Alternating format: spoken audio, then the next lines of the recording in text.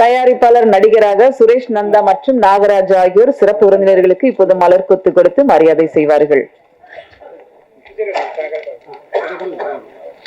இயக்குனர் பேரரசு அவர்களை மேடைக்கு அழைக்கிறோம்.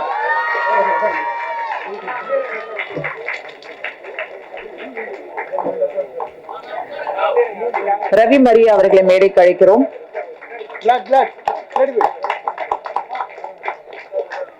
கோகுல் இயக்குனர் அவர்களை மேடைக்கு அழைக்கிறோம்.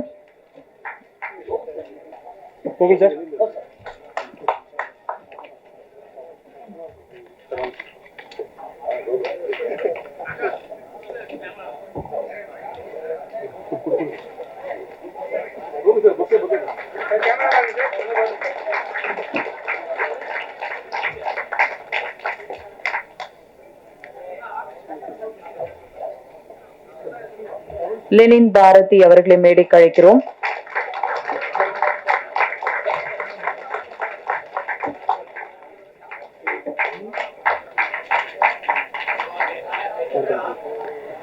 ரா வெங்கட் அவர்களை மேடைக்கு அழைக்கிறோம். இயக்குனர் ராம் சங்கையா அவர்களை மேடைக்கு அழைக்கிறோம்.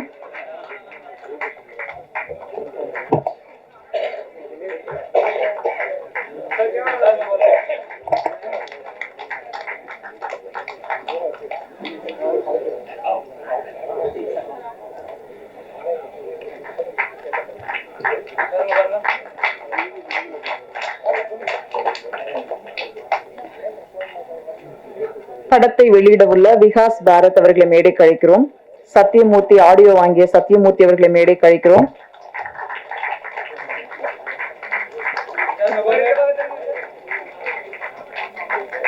கேபிள் சங்கர் அவர்களை மேடைக்கு அழைக்கிறோம். முரளி அப்பாஸ் அவர்களை மேடைக்கு அழைக்கிறோம்.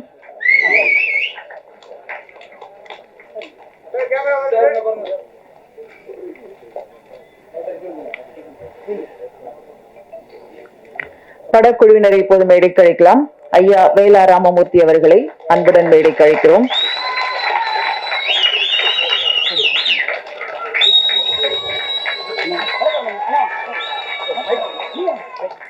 தீபா சங்கர் அவர்களை மேடைக்கு அழைக்கிறோம்.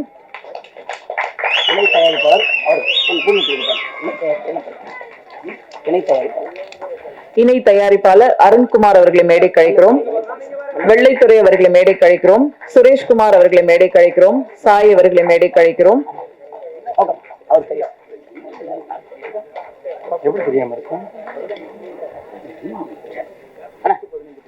ஃபர்ஸ்ட் 15 பேர் தான். அவங்க கோ ப்ரொடியூசர் பேர்லாம் எழுதல. அவங்களை உட்கார வைக்க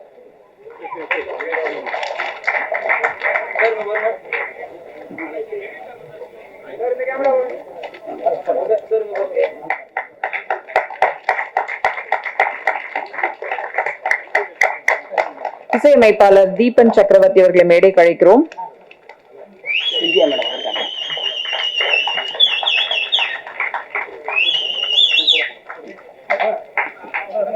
ஒளிப்பதிவாளர் சீனிவாசன் அவர்களை மேடைக்கு அழைக்கிறோம். பாடலாசிரியர் மதுரகவி அவர்களை மேடைக்கு அழைக்கிறோம். நடன ஆசிரியர் விஜய் ஆனந்த் அவர்களை மேடைக்கு அழைக்கிறோம்.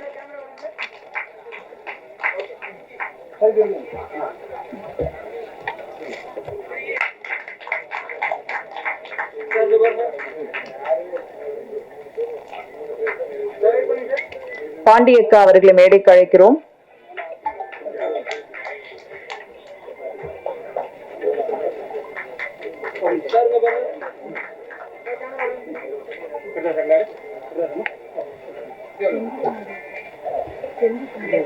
சிந்தி அவர்களை மேடைக்கு அழைக்கிறோம்.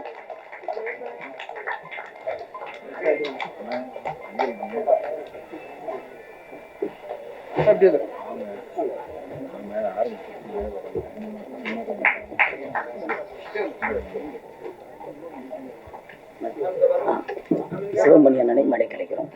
அண்ணன் சிவமணி அவர்களை மேடைக்கு அழைக்கிறோம்.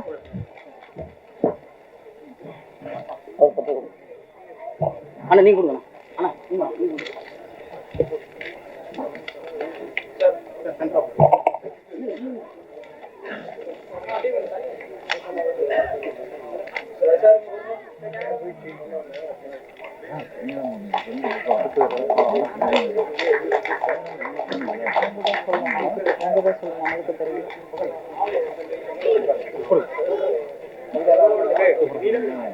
டைரக்டர் சொல்லணும். ஹேமந்த் டைரக்டர் அவர்களை மேடைக்கு அழைக்கிறோம்.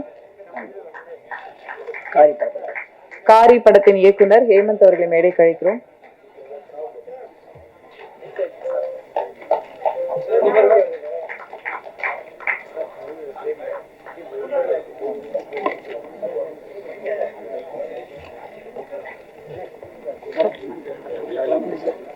நீங்க சொல்லுங்க, உங்க டீம் வேற யாரும்? சிங்கர் தெற்கு தசை ஹேமாம்பிகா. பாடகி ஹேமாம்பிகா அவர்களை மேடைக்கு அழைக்கிறோம்.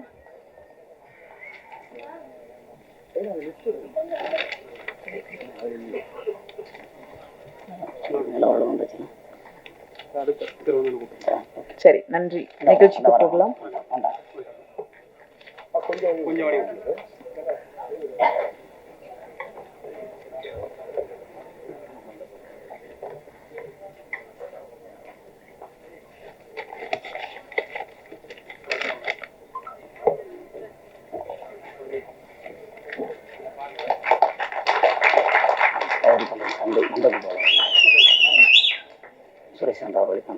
சுரேஷ் நந்தா தயாரிப்பாளருடைய தந்தை நந்தகோபால் அவர்களை மரியாதையுடன் மேடைக்கு அழைக்கிறோம். அன்புடன் மேடைக்கு அழைக்கிறோம்.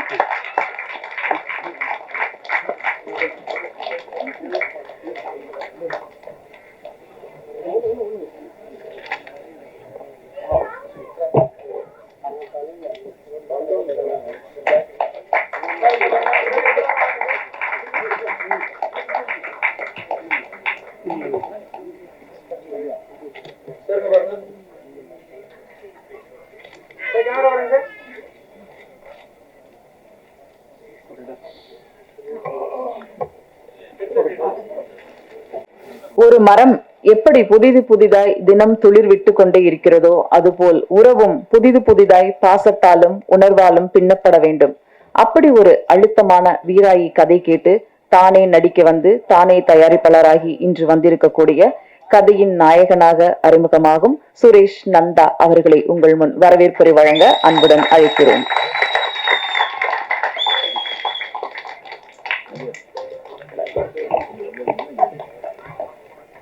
எல்லாத்துக்கும் வணக்கம். இப்போதான் ஃபர்ஸ்ட் டைம் நான் பேசுகிறேன், அதனால கொஞ்சம் இது மாதிரியா இருக்கு. மேடையில் இருக்கும் எல்லா பெரியவங்களுக்கும் என்னோட வணக்கத்தை தெரிவிச்சுக்கிறேன். அப்புறம் பத்திரிகை மற்றும் தொலைக்காட்சி நண்பர்களுக்கு என் மனமார்ந்த நன்றியை தெரிவிச்சுக்கிறேன். நீங்கள் இல்லைன்னா கண்டிப்பாக எதுவுமே சாத்தியம் இல்லைன்னு தெரியும். நீங்கள் நல்லா பண்ணி கொடுக்குன்னு நினைக்கிறேன். அப்புறம் என் கூட இருந்து இனத்தயாரிப்பில் வந்த வெள்ளத்தூரனுக்கு என் மனமார்ந்த நன்றி. அருண்குமார் அவருக்கும் என் மனமார்ந்த நன்றி. திரு சுரேஷ் அவர்களுக்கும் நன்றி. சாய் அவர்களுக்கும் நன்றி. அப்புறம் இந்த படத்தை எனக்கு வாய்ப்பு கொடுத்த என் டைரக்டர் நாகராஜ் கருப்பி அவருக்கு என் மிகப்பெரிய நன்றியை தெரிவிச்சுக்கிறேன். என்னதான் இருந்தாலும் ஒரு படத்தை தயாரிக்கணும் அப்படின்னு சொல்றதை விட இது கரெக்டான ஆளு தானா அப்படிங்கிறத ரொம்ப நிறைய டெஸ்ட் எடுத்தேன் எனக்கு. அதில் சரி ஓகே, ஏன்னா அப்படியெல்லாம் இது பண்ண முடியாதுங்க, ஏன்னா ஒரு சார் 2வது படம், அதனால் ரொம்ப இது பண்ணி தான் எனக்கு தேர்ந்தெடுத்தாரு. ரொம்ப நன்றி சார் இந்த இதுக்கு. அப்புறம் இந்த படத்தோட டெக்னீஷியன் திரு சீனி அவர்களுக்கு என் மனமாக நன்றி தெரிவிச்சுக்கிறேன். கேமராமேன் அவர். அப்புறம் வேல்முருகன் எடிட்டர் அவருக்கு நன்றி. மியூசிக் டைரக்டர் தீபன் சக்கரவர்த்திக்கு நன்றி. மற்றும் வேற பேர் விட்டுருந்தா சாரிங்க. திரு கண்கன் செந்தில் அவருக்கு நன்றி. ஆனந்தராஜன் அவர்களுக்கு நன்றி. நிறைய பேருக்கு நன்றி சொல்ல வேண்டியதாக இருக்குது. இந்த இடத்துக்கு வர்றதுக்கு நிறைய பேர்த்தோட சப்போர்ட் இல்லாமல் கண்டிப்பாக வந்திருக்க முடியாது. அதனால் அவங்களுக்கு எல்லாத்துக்குமே ரொம்ப ரொம்ப தேங்க்ஸ். திரு பழனிசாமி மாமா அவர்களுக்கு ரொம்ப நன்றி. பரமசிவம் அவர்களுக்கு ரொம்ப நன்றி. மற்றும் என்னை இவ்வளோ தூரம் கொண்டு வந்த எல்லாத்துக்கும் என் ரொம்ப நன்றி தெரிவிச்சுக்கிறேன். நன்றி, வணக்கம்.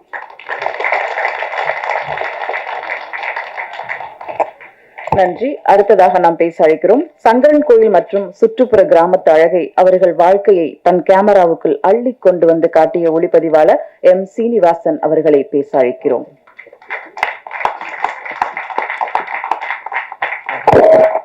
எல்லாருக்கும் வணக்கம். முதல்ல இந்த நன்றி மட்டும் நான் சொல்லிக்கிறேன். டைரக்டர் நாகராஜ் அவர்களுக்கு இந்த படம் எனக்கு கொடுத்ததுக்கு ரொம்ப நன்றி.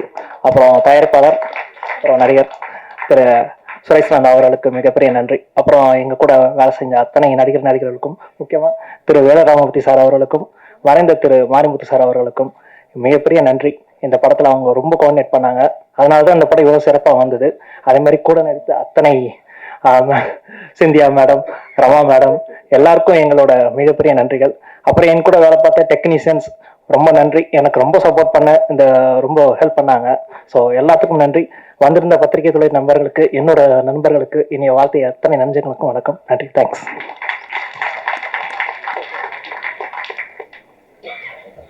நன்றி. அடுத்து நாம் பேச அழைக்கிறோம். ஊரின் உறவுமுறை, பெண் சடங்கு என்று பழைய பாரம்பரிய நினைவுகளை கிராமத்து இசைக்கருவிகள் கொண்டு வீராயி மக்கள் மூலம் மீட்டெடுத்த இசையமைப்பாளர் திரு தீபன் சக்கரவர்த்தி அவர்களை பேச அழைக்கிறோம். வணக்கம். வந்திருக்கக்கூடிய எல்லா சிறப்பு வந்திருக்கும் ரொம்ப நன்றி. டைரக்டர்ஸ், டெக்னீஷியன்ஸ் எல்லாருக்கும் ரொம்ப தேங்க்ஸ். ப்ரெஸ், மீடியா எல்லாருக்கும் ரொம்ப நன்றி. இங்கே குடும்பமாக வந்திருக்க எல்லாருக்கும் ரொம்ப நன்றி வந்ததுக்காக. வீராய் மக்கள் எனக்கும் நாகராஜ் சாருக்கும் ரொம்ப வருஷ பழக்கம்னு சொல்லலாம். நாங்களே ஒரு குடும்பம் மாதிரி தான். 2019 நாங்கள் இந்த படத்தை பற்றின டிஸ்கஷனை ஸ்டார்ட் பண்ணோம்.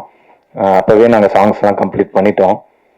பண்ணி முடிச்ச பிறகு சார் திடீர்னு ஒரு நாள் தான் கூப்பிட்டாங்க. இந்த மாதிரி நான் அது வரைக்கும் நியூஸ் டைரக்டர்ஸ்க்குலாம் ஒர்க் பண்ணிருந்தேன். என்னோட இன்னும் 2-3 படங்கள்லாம் பண்ணிட்டு இருந்தேன். அப்போ சார் கூடும்போது படம் கம்ப்ளீட் ஆயிடுச்சு அப்படின்னு சொன்னாங்க. அப்போ எனக்கு அந்த படத்தை கூப்பிட்டு காமிச்சாங்க. காமிக்கும் போது ஆக்சுவலி எங்கள் அம்மா தவறு இருந்தாங்க. அப்போ தவறுன டைம்ல பார்த்தீங்கன்னா எங்கள் குடும்பம் அந்த சுச்சுவேஷன்ல ரொம்ப ஒரு பேடான சுச்சுவேஷன்ல தான் இருந்தோம். ஸோ அப்படியே எல்லாமே ரிஃப்ளெக்ட் ஆன மாதிரி இருந்துச்சு. அதுக்கப்புறம் நாங்கள் ரீ ரெக்கார்டிங்லாம் ஸ்கோர் பண்ணோம். ஒரு சீனும் ஏதோ ஒன்று நம்மளுக்கு ஞாபகப்படுத்தும் இல்லையா, அந்த மாதிரி மெமரிஸை நம்மளுக்கு எல்லாமே ரெஃப்ளெக்ட் பண்ணுச்சு. ஸோ அந்த மாதிரி தான் இது மக்களுக்குமே நான் சொல்ல விரும்புகிறேன். எல்லாருக்குமே ஃபேமிலி எவ்வளோ இம்பார்ட்டன்ட்ன்றது தெரியும்.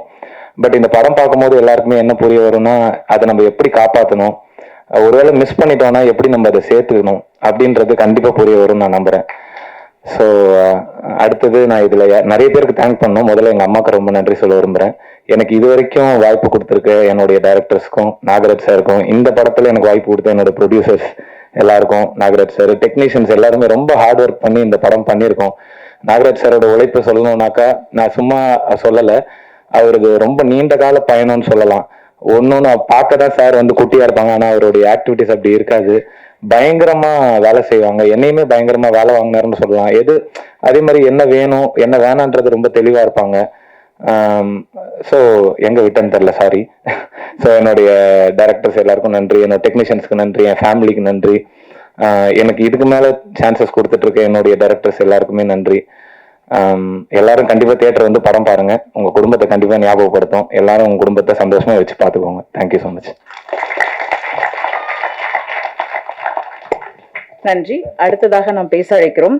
KGF-இல் தீரா தீரா என்று ஓங்கி ஒலித்த பாடல் மனதில் விதைத்த வார்த்தை நினைவிருக்கும், மண்ணில் எங்கும் முற்கள் நிறைந்திருக்கும் என்று பல பேரின் ரிங்டோனாக ஒலித்த குரல், ஒப்பாரி தாலாட்டு என்று கண் கலங்க வைக்கும் கவிதையாக பாடலாக கொடுத்த பாடலாசிரியர் மதுரகவி அவர்களை பேச அழைக்கிறோம். தயாரிப்பாளர் சுரேஷ் நந்தா அவர்கள் இப்போது ஒரு சில வார்த்தைகள் மீண்டும் உங்கள் முன். சாரி சார், இதுல நடிச்ச அப்பாவை நடிச்ச வேடமூர்த்தி சாருக்கு பேர் சொல்ல மாட்டேன். சாரி சார், தப்பா நினைச்சுக்காதீங்க. ஃபர்ஸ்ட் டைம் நாள இது இந்த சொல்லும் போது அப்பாவை அவர் தான் பண்ணணும்னு சொல்லி இந்த கதையை கேட்டு அப்பா அவருக்கு ரொம்ப நன்றி. தீபா அக்காவுக்கு ரொம்ப நன்றி. ரமா மேடமுக்கு ரொம்ப நன்றி. சிந்தியா மேடமுக்கு ரொம்ப நன்றி. மிக முக்கியமான ஒரு விஷயம் மறந்துட கூடாது, சாரி, மாரிமுத்தண்ணன் சார். அவர் இல்லை அப்படிங்க நினைக்கும் போது ரொம்ப வருத்தமா இருக்கு. ஆனால் அவர் ஷூட்டிங் ஸ்பாட்ல நிறைய பேசியிருக்கோம். அவர் இந்த படத்தை பத்தி ஷூட்டிங்ல பேசும்போது சுரேஷ் இப்போ நேரில் பார்க்க கூட கேமரா பேசுறது நல்லா இருக்கு, கண்டிப்பா நல்லா வருவேன் அப்படின்னு அவர் சொல்லியிருந்தாரு. ஸோ அவரோட ரொம்ப பேசின நினைவுகள் ரொம்ப நல்லா இருக்கு. ஆனால் அவர் இப்போ இல்லை, இந்த சமயத்தில் அவர் இல்லை நினைக்கும் போது ரொம்ப வருத்தமா இருக்குது. ஸோ இந்த இடத்துல அவருக்கு என்னோட நினைச்சு சொல்லிக்கிறேன். ஸோ அதனால தான் முன்னாடி சொல்லலாம் அப்படின்ட்டு. ஸோ தேங்க்யூ ஆல் டீம்ஸ், எல்லாத்துக்கும் பேரும் வந்தா சாரி, சீனியர்ஸ் தேங்க்யூ, எல்லாத்துக்கும் தேங்க்யூ.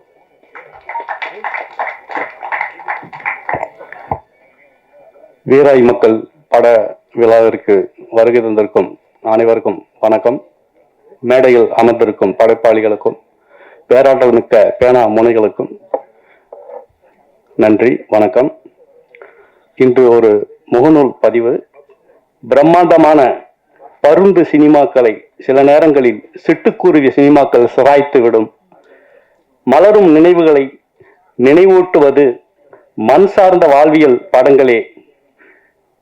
இதை படைப்பாளிகள் யாரும் மறுக்க இயலாது. தமிழ் சினிமாவில் வெற்றிடங்களை நிரப்ப வாழ்வியல் யதார்த்த படங்கள் நிறைய தயாராக வேண்டிய காலகட்டம் இது. வீராயு மக்கள் படக்குழுவினர் அனைவருக்கும் நல்வாழ்த்துக்கள்.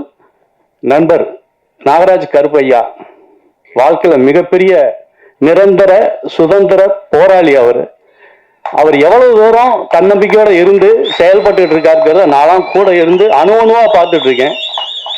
கதைகளை தாண்டி பாடல்களை தாண்டி கண்கலங்கி யதார்த்தமாகவே என்கிட்ட பேசிட்டு இருக்கிற ஒரு நல்ல ஒரு படைப்பாளி அவருக்கு இந்த படம் ஒரு நல்ல முத்திரையை பதிக்கணும். அனைவரும் குடும்பத்தோட இந்த படத்தை அங்கீகரிக்கணும்னு நான் கேட்டுக்கிறேன். நன்றி.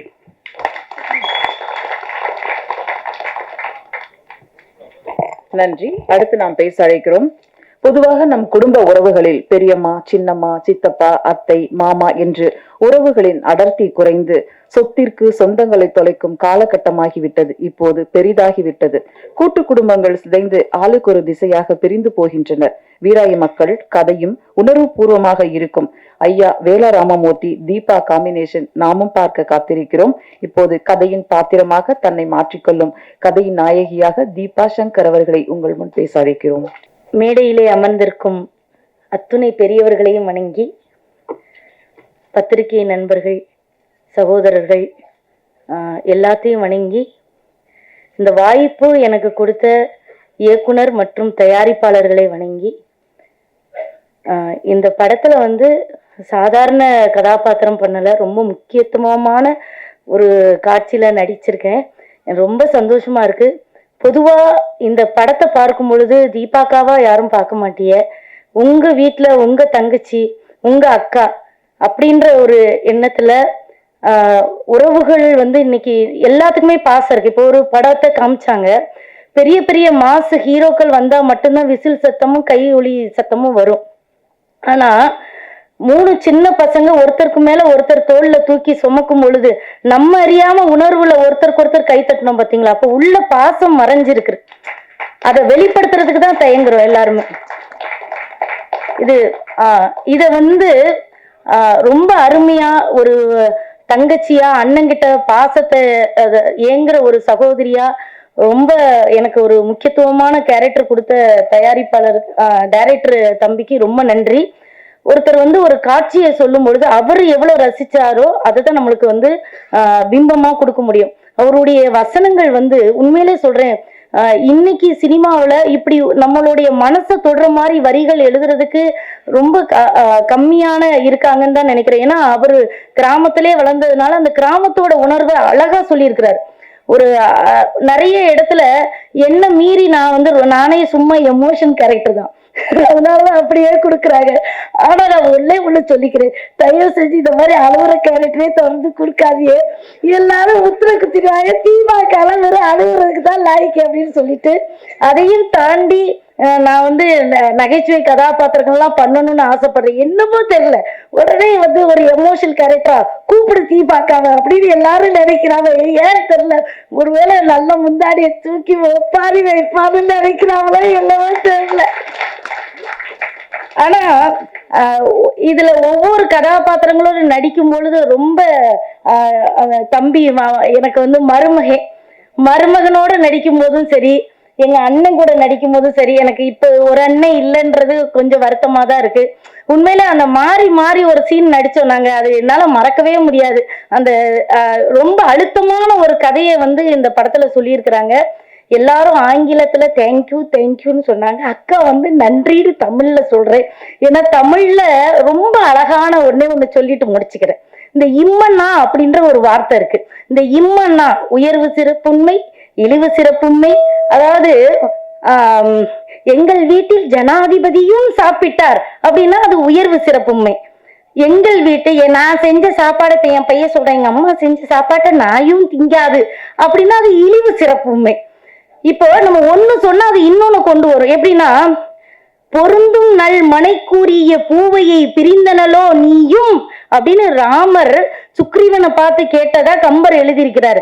இந்த நீயும் அப்படின்னா அப்ப நான் என்னுடைய மனைவியை பிரிந்திருப்பது போல நீயும் பிரிந்திருக்கிறாயா சுக்ரீவா என்பது அதுல அர்த்தம், அதுக்குள்ள அடங்குது. அப்ப ஒண்ணு சொன்னா அது ஒன்னொன்னு கூட்டிட்டு வரும். புரியுற மாதிரி சொல்லணும்னா இப்ப நான் என் பையன்கிட்ட கேக்குறேன், டேய் நீ பாஸ் ஆயிட்டியாடா அப்படின்னு கேட்டா அவன் சொல்லுவான், ஏமா பக்கத்து வீட்டுல ரமேஷும் ஃபெயிலு அப்படின்னு சொன்னானா நானும் அது ஃபெயிலுன்னு அடக்கம்.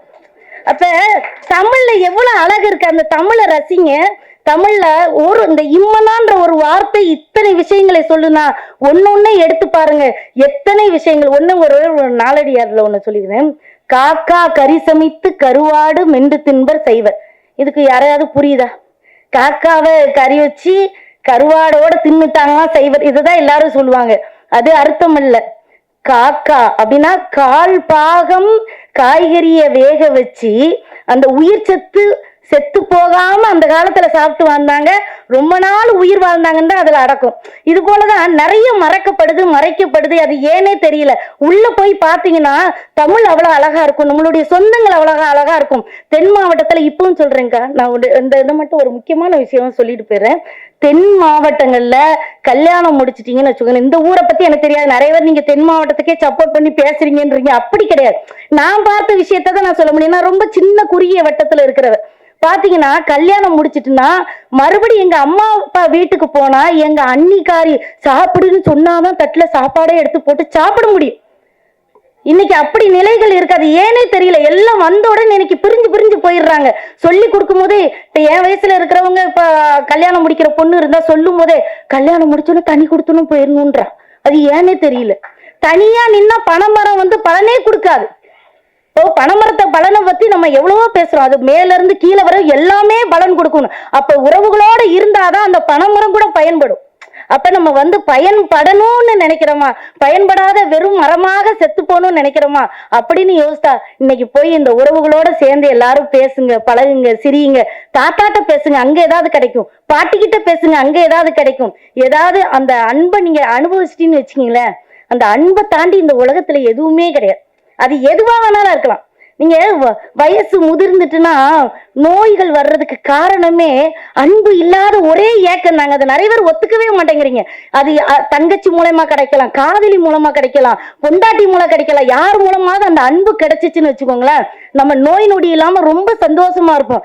தயவு செஞ்சு உறவுகளை பக்கத்துல வச்சுக்காங்க, வெறுக்காதீர்கள். இந்த உறவுகள் நம்மளுக்கு கொடுக்கிற பலன் ரொம்ப அதிகம் என்று சொல்லி வாய்ப்பிற்கு நன்றி வழங்கி விடைபெறுகிறேன். நன்றி, வணக்கம். போன மாதிரி பேசுனீங்க தீபாக்கா, ரொம்ப நன்றி. அடுத்ததாக நாம் பேச அழைக்கிறோம். மண்மனம் மாறாத ஒரு தாயாக வட்டார வழக்கும் வாழ்க்கையும் தந்தை இல்லாத மகன்களை தூக்கி சுமக்கும் வீராயாக வாழ்ந்த கதை இது. வருஷத்துக்கு ஒரு படமாவது தமிழ் சினிமாவில் இப்படி வர வேண்டும். அழைக்கிறோம் தேனியின் குரலாக ஒலிக்கும் பாண்டியக்கா அவர்களை.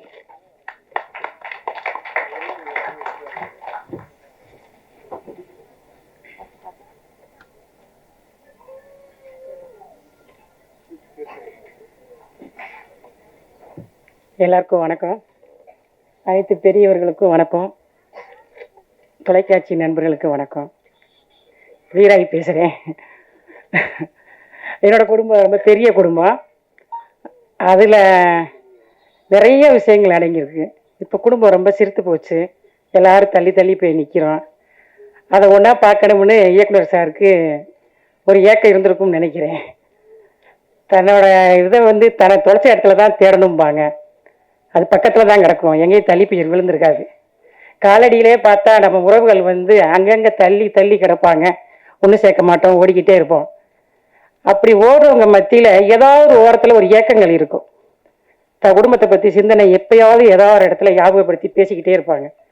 அப்படி வீராயி மக்களை பார்க்கும்போது ஒவ்வொருத்தரும் தன்னோட வாழ்க்கையில் நடந்த ஒரு விஷயத்தை என்னோட இதில் நடந்துச்சு அப்படின்னு கம்பேர் பண்ணி பார்க்க முடியாதவங்க யாரும் இருக்க முடியாதுன்றது 100க்கு 100 உண்மை.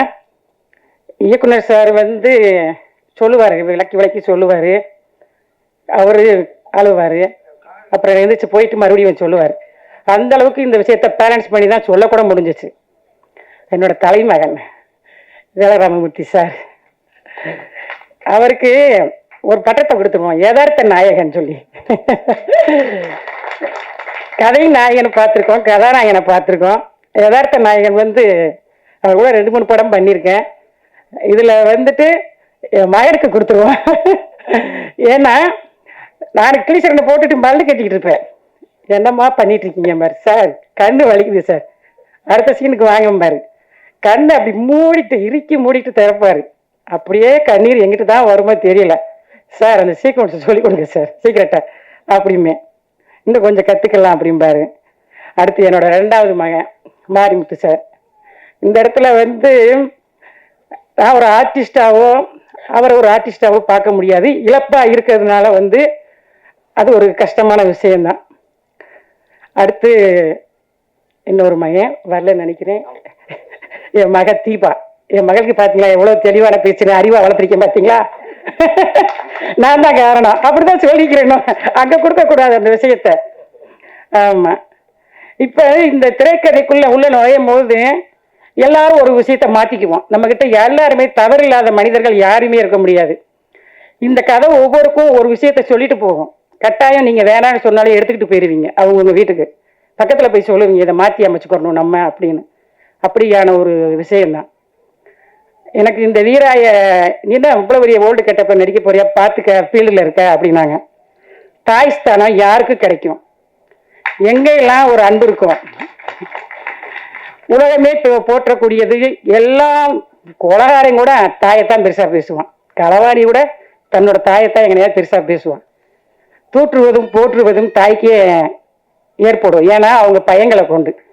ஆனால் என்னோட குழந்தைங்களை கொண்டு இந்த இடத்துல வந்து இந்த வீராய்க்கு போற்றுதலுக்கு உண்டான இடத்த கொடுத்தது இந்த திரைக்காவியம் தான் சொல்லணும். ஒரு காவியம்தான். எத்தனையோ திரைக்காவியங்களை பார்த்துருக்கோம். இந்த ஒரு காவியத்தை நீங்கள் பார்த்து அவங்க தன்னோட பின்னாடி வர சந்ததிக்கு, இப்போ நம்ம சென்னையில் இருக்கோம், எல்லாருக்கும் ஒரு தாத்தா பாட்டின்னு. நாங்கள் அந்த காலத்தில் கிராமத்தில் பெரிய உயரில் வாழ்ந்தோம். அந்த காலத்தில் இப்படிலாம் கஷ்டப்பட்டோம். ஏதாவது ஒரு கதை இல்லாமல் இருக்காது. ஒவ்வொருத்தருக்கும் ஒரு கதை கிடைக்கும். வந்து எல்லாரும் அதை வாங்கிக்கிட்டு போங்க. அடுத்து இயக்குனர் என்னோட பேரன், ப்ரொடியூசர் ப்ளஸ் கதாநாயகன். இடையில வந்துட்டு சாப்பாட்டு டயத்தில் எனக்கு கொஞ்சம் ஒரு மிஸ்டேக் நடந்துச்சு. லைட்டாக ப்ரொடியூசர் கவனத்துக்கு போச்சு. அன்னையிலேருந்து ஷூட் முடிகிற வரைக்கும் கவனமாக என்கிட்ட வந்து சாப்பிட்டீங்களாக்கா அப்படின்னு கேட்டுட்டு தான் அந்த தம்பி அடுத்த இடத்துக்கே போகும். பண்புகள் வந்து கதையில் மட்டும் சொல்லலை, உண்மையாகவும் இருந்துச்சு. சில பண்புகளை வந்து நாங்கள் இங்கே பகிர்ந்துக்கிட்டோம். ஒரே குடும்பமாக இருந்தோம், வீராய் குடும்பமாக இருந்தோம். இந்த இடத்துக்கு வந்திருக்கோம், உங்களையும் எங்கள் குடும்பத்துக்கு அழைச்சிருக்கோம். நீங்கள் வந்து எங்களுக்கு வாழ்த்துக்களையும் வரவேற்புகளையும் கொடுக்கணும். இங்கே பெரிய ஜாம்பவன்கள்லாம் இருக்காங்க, ரொம்ப நேரம் ஆகுது.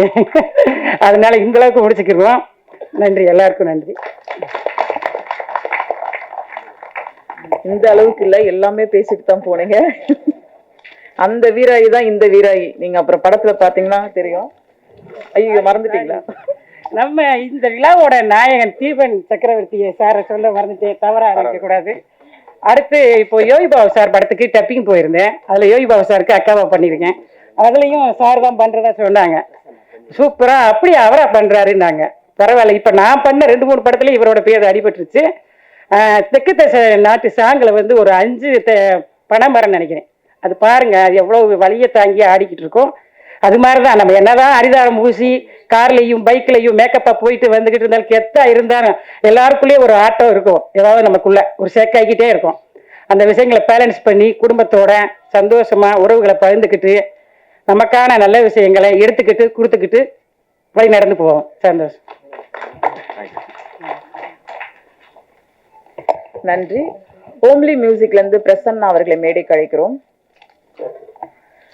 அடுத்ததாக நாம் பேச அழைக்கிறோம். குடும்ப பிரச்சனைக்கு கொத்தான பேச்சுக்காரி, நல்ல கோவக்காரி. இவர் போல குடும்பத்துல ஆங்காங்கு ஒருத்தர் இருப்பதுண்டு. அப்படியே இயக்குனர் இந்த கேரக்டருக்குள்ள இறக்கியிருக்காங்க. நடிகை சிந்தியா அவர்களை சில வார்த்தைகள் பேச அழைக்கிறோம்.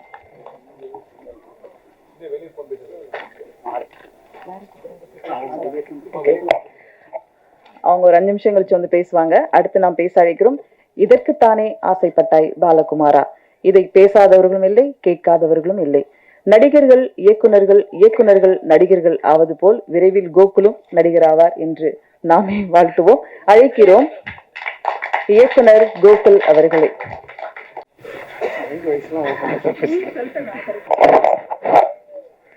எல்லாருக்கும் வணக்கம். அவங்க தீபா மேடமோட ஸ்பீச் ரொம்ப நல்லா இருந்தது. இந்த படத்துக்கு இதோட பெரிய ப்ரொமோஷன் தேவையில்லைன்னு நினைக்கிறேன். அண்டு அவங்க வீராயி மேடமும் ரொம்ப நல்லா பேசினாங்க. நாகராஜ் எனக்கு வந்து 2006 தெரியும் அவரை. அவரோட ஸ்ட்ரகிளை நான் ஆரம்பத்துலேருந்தே பார்த்துருக்கேன். ஃபர்ஸ்ட் எல்லா டேரக்டரும் ஒரு ஸ்ட்ரகிளை தாண்டி தான் வருவோம். பட் அவர் நிறைய பிரச்சனைகளை ஃபேஸ் பண்ணி வந்திருக்காரு.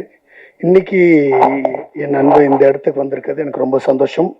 இந்த படம் வந்து அவருக்கு ஒரு நிச்சயமாக அவர் டிசர்வ் பண்ணுற ஒரு பிரேக்கை தரும் நான் நம்புகிறேன். வாழ்த்துக்கள் நண்பா. அண்டு இங்கே இருக்க ஆர்டிஸ்ட் அண்ட் டெக்னீஷியன்ஸ்லாம் பார்க்கும்போது ஒரு பெரிய நம்பிக்கை வருது இந்த படத்து மேலே.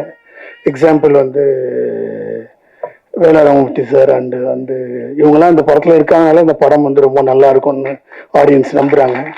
ஆனால் அந்த தீபா மேடம் அந்த வீராயி அவங்க எல்லாமே வந்து இந்த படத்துக்கு ஒரு பெரிய சப்போர்ட்னு நினைக்கிறேன். அண்டு இந்த ப்ரொடியூசருக்கு பெரிய நன்றி, நாகராஜ்க்கு இந்த படம் கொடுத்ததுக்கும். எல்லா ப்ரொடியூசர்ஸ் 2-3 பேர் இருந்தீங்க. ஸோ எல்லாருக்கும் என்னுடைய பர்சனல் தேங்க்ஸ். ஏன்னா இந்த மாதிரி படம் பெரிய வெற்றி அடையணும். ஏன்னா மண் சார்ந்த கதைகள் வந்து அவ்வளோ பேர் இன்னைக்கு வரதில்லை, முன் வரதில்லை. அண்ட் அதுக்கு இப்போ லெனின் என்னோட நல்லா பேசுவார். ஸோ ரவி மீடியா சார், பேரரசு சார்லாம் கண்டிப்பாக நிச்சயம் என்னோட நல்லா பேசுவாங்க எல்லாம். அண்டு இந்த டீம் பார்க்கும் போது ரொம்ப நம்பிக்கையாக இருக்குது. ஸோ இந்த படம் மிகப்பெரிய வெற்றி அடையணும்னு என்னுடைய வாழ்த்துக்கள். நாகராஜ் வந்து இந்த படத்துக்கு அப்புறம் பெரிய மைல் ஸ்டோன்லாம் அச்சீவ் பண்ணணும்னு எல்லாம் வல்ல இறைவனை வேண்டிக்கிறேன். All the best Nagaraj. Thanks. Nagaraj அவர்கள் கோகுல் சாருடைய சிஷ்யன் அப்படிங்கிறது பெருமையான விஷயம். பிரசன்னா அவர்களை மேடை கழிக்கிறோம். ஓம்லி ஆடியோ.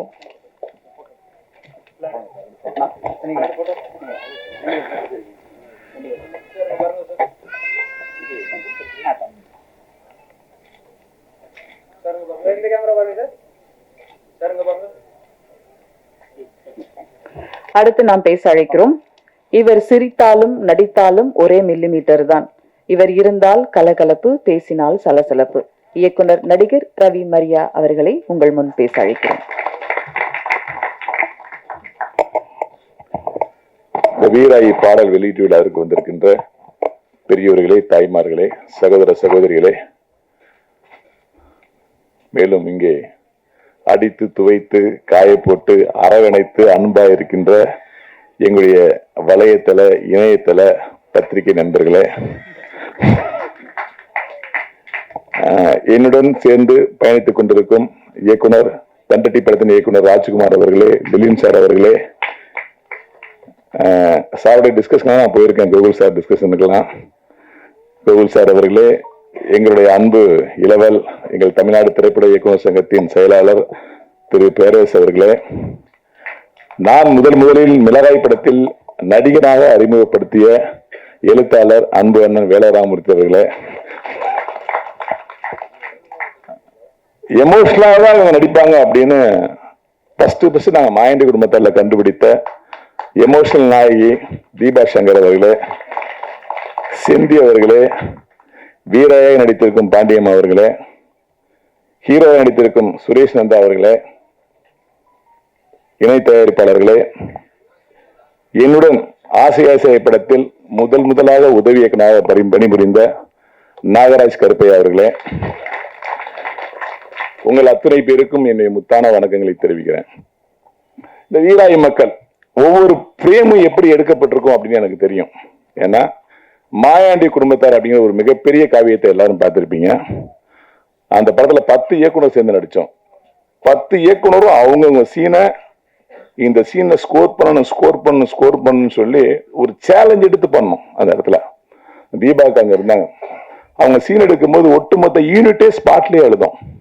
இது உண்மை, இது யாருமே மறுக்க முடியாது. அந்த மாயாண்டி குடும்பத்தார்ல வந்து மாயாண்டி மவனும் புருபண்டு போயிட்டான ஒரு கதருவாங்க நடு ரோட்ல உட்காந்துட்டு. அந்த சீன் அந்த படத்தை அப்படி ஒலிக்கிருச்சு.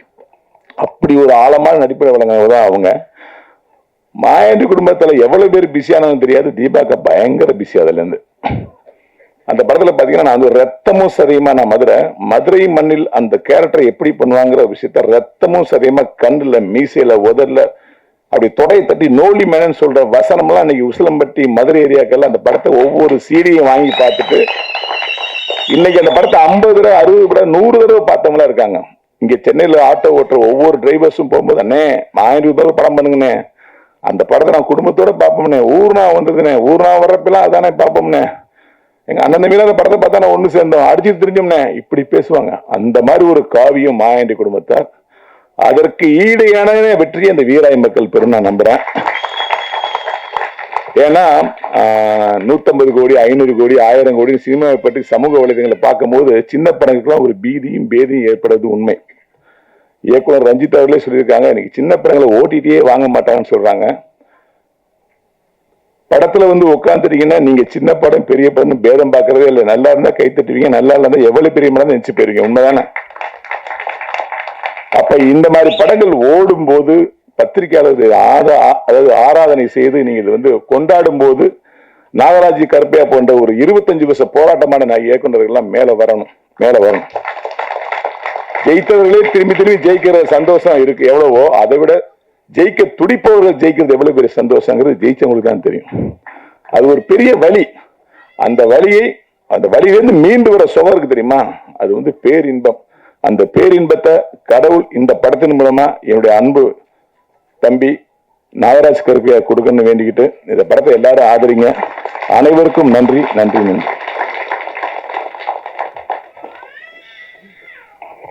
நன்றி சார். அடுத்து நாம் பேசுகிறோம். காலி நில வேண்டும் பராசக்தி, அந்த காணி நிலத்தினிடையே ஒரு மாளிகை கட்டித்தர வேண்டும். அங்கு கேணி அருகினிலே தென்னை மரம், கீற்று இளநீரும் 10-12 தென்னை மரம் பக்கத்திலே வேணும். நல்ல முத்து சுடர் போல நிலா ஒளி முன்பு வரவேணும். அங்கு கத்தும் குயிலோசை காதில் படவேணும் என்கிறார் பாரதி.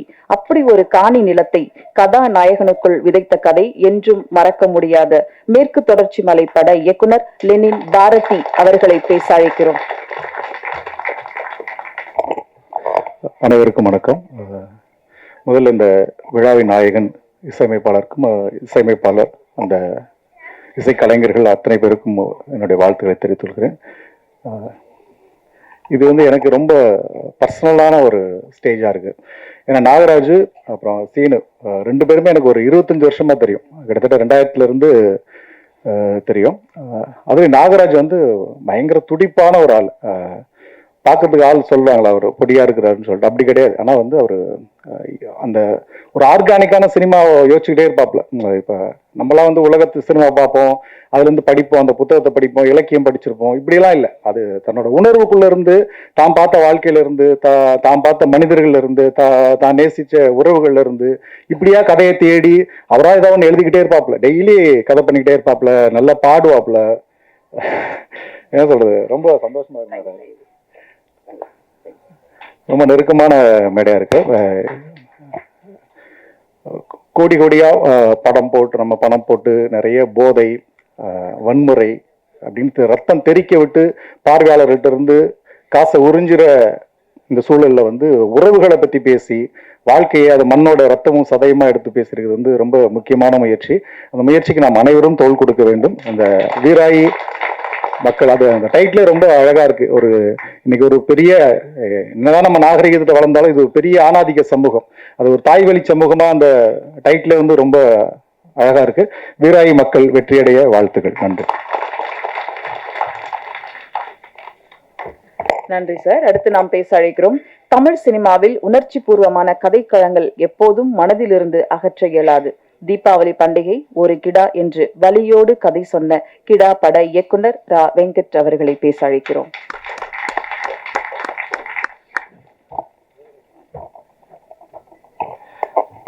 அனைவருக்கும் வணக்கம்.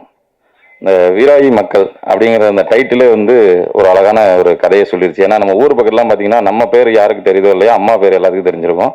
இப்போ நான்லாம் வந்து எங்கள் அம்மா பிரேமா மயன் தான் தெரியுமே தவிர வெங்கட்னா யாருக்குமே தெரியாது, அப்படிதான் இருக்கும். அது மாதிரி இந்த வீராயி மக்கள் படத்தோட அந்த டைட்டில்லையே சார் வந்து அந்த வாழ்வியல் சொல்லிட்டாரு. ரொம்ப ட்ரெய்லர் பார்க்கும்போதே தெரிஞ்சு இந்த படத்துல வந்து எந்த அளவுக்கு ஒரு உணர்வுபூர்வமான நிறைய காட்சிகள் இருக்கிறதுங்கிறது தெரிஞ்சு. ஏன்னா இந்த உறவுகள் வந்து இன்னைக்கு எல்லாருமே தூரமாகி எல்லாருமே தனி கொடுத்தனமா இருந்த போயிட்டு அந்த காலத்துல வந்து இந்த மாதிரியான ஒரு படங்கள் வந்து ரொம்ப அவசியம் நினைக்கிறேன். அப்புறம் இந்த படத்தை தயாரிக்கிறதுக்கு அவர் ஹீரோ சார் அவரே ப்ரொடியூஸ் பண்ணி அவரே நடிச்சிருக்காரு. அவருக்கு முதல்ல வாழ்த்துக்கள். ஏன்னா இன்னைக்கு வந்து படம் எடுக்கிறத விட அதை கொண்டு வரது பெரிய போராட்டமா இருக்கு. அதை விட பெரிய போராட்டம் நம்ம ஒரு ஹீரோட்ட போறது. ஏன்னா இன்னைக்கு நம்மளுக்கு ஒரு விசிட்டிங் கார்டு தேவைப்படுது. ஏன்னா நீங்க எடுத்தோன்னே எந்த ஹீரோ நம்மளுக்கு வாய்ப்பு கொடுக்க மாட்டாங்க. அப்படி நம்ம ஒரு சின்ன படங்கள் பண்ணிட்டு தான் நம்ம அடுத்த கட்டத்துக்கு போறதுக்கான வாய்ப்பு இருக்கும்போது இந்த மாதிரியான படங்கள் வரும்போது இவர் மூலமா இன்னும் நிறைய இயக்குனர்கள் நிறைய பேர் இந்த இண்டஸ்ட்ரிக்கு வருவாங்க. ஏன்னா அது இப்போ சின்ன படங்கள்லாம் நிறைய ஜெயிச்சுட்டு வர்றதுனால அது மாதிரி இன்னும் ஒரு பெரிய படமா மிகப்பெரிய வெற்றி பெறும்னு நினைக்கிறேன். ஏன்னா இந்த பாட்டோட முதல் ஃப்ரேம் பார்க்கும்போது எல்லாரும் மாயண்டி குடும்பத்தார் சொன்னாங்க. எனக்கு ஒரு படம் ஞாபகம் இருந்துச்சு. அது தென்மேற்கு பருவக்காற்று. அது அந்த அம்மா சாங்க கேட்கும் போதே கள்ளிக்காட்டில் பிறந்த தாயேன்னு அந்த முதல் ஃப்ரேம் பார்க்கும்போதே எனக்கு அப்படியே அவ்வளோ ஒரு ஃபீல் ஆச்சு. தெக்க தசநாடு வந்து அவ்வளோ சூப்பரா அந்த பாட்டு இருந்துச்சு. அதுக்கு தீபன் சக்கரவர்த்தி சார் அவர் வெறுமனே ஃபேஸ்புக்கில் அவர் போடுற பதிவுக்கு மட்டும் லைக் போட்டுட்டே இருப்பான். அவர் ரொம்ப பழக்கம் கிடையாது. இங்கே தான் ரொம்ப சூப்பரா இருக்கு. அது மாதிரி அதுக்கப்புறம் எழுதுனது யாருன்னு கேட்கும்போது இயக்குனரே எழுதியிருக்காருன்னு அந்த வரிகள்லாம் கேட்க கேட்க அவர் எந்த அளவுக்கு அந்த உறவுகளை நேசிச்சிருப்பாரு இந்த ஊர். ஏன்னா அந்த வீராய் மக்கள் தெரியுது அவருக்கு. அவர் பேர் சொல்லும்போது இங்க கைத்தட்டுறதுல தெரியுது மொத்த வீராய் மக்கள் இங்கதான் இருக்காங்க பிறகு.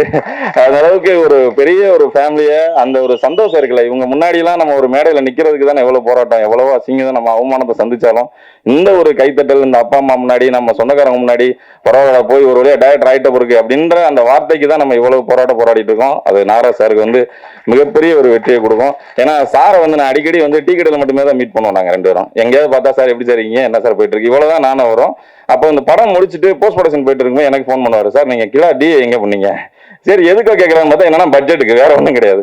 இப்படி கம்மியான பட்ஜெட்ல எடுத்திருக்காங்கன்னா தேடி பண்ணிருக்காங்க. சார் அதை கேட்டுட்டே இருப்பாரு. ஏன்னா ஒரு படம் எடுத்து முடிச்ச உடனே தயாரிப்பாளர்கிட்ட கொடுத்துட்டு நம்ம மாட்டுக்கு ஒதுங்காம அந்த படத்தை இன்னும் பட்ஜெட் பண்றதுக்காக அவர் அதை தூக்கிட்டே தெரிஞ்சது எனக்கு தெரியும். ஒவ்வொரு விஷயத்தையும் அவர் ஷேர் பண்ணிட்டே இருப்பாரு. அது நாகராஜ் சாரோட வெற்றி வந்து அவரை மட்டும் இல்ல அவங்க ஃபேமிலியும் எல்லாருக்கும் ஒரு பெரிய வெற்றி அந்த படம் அமையும்.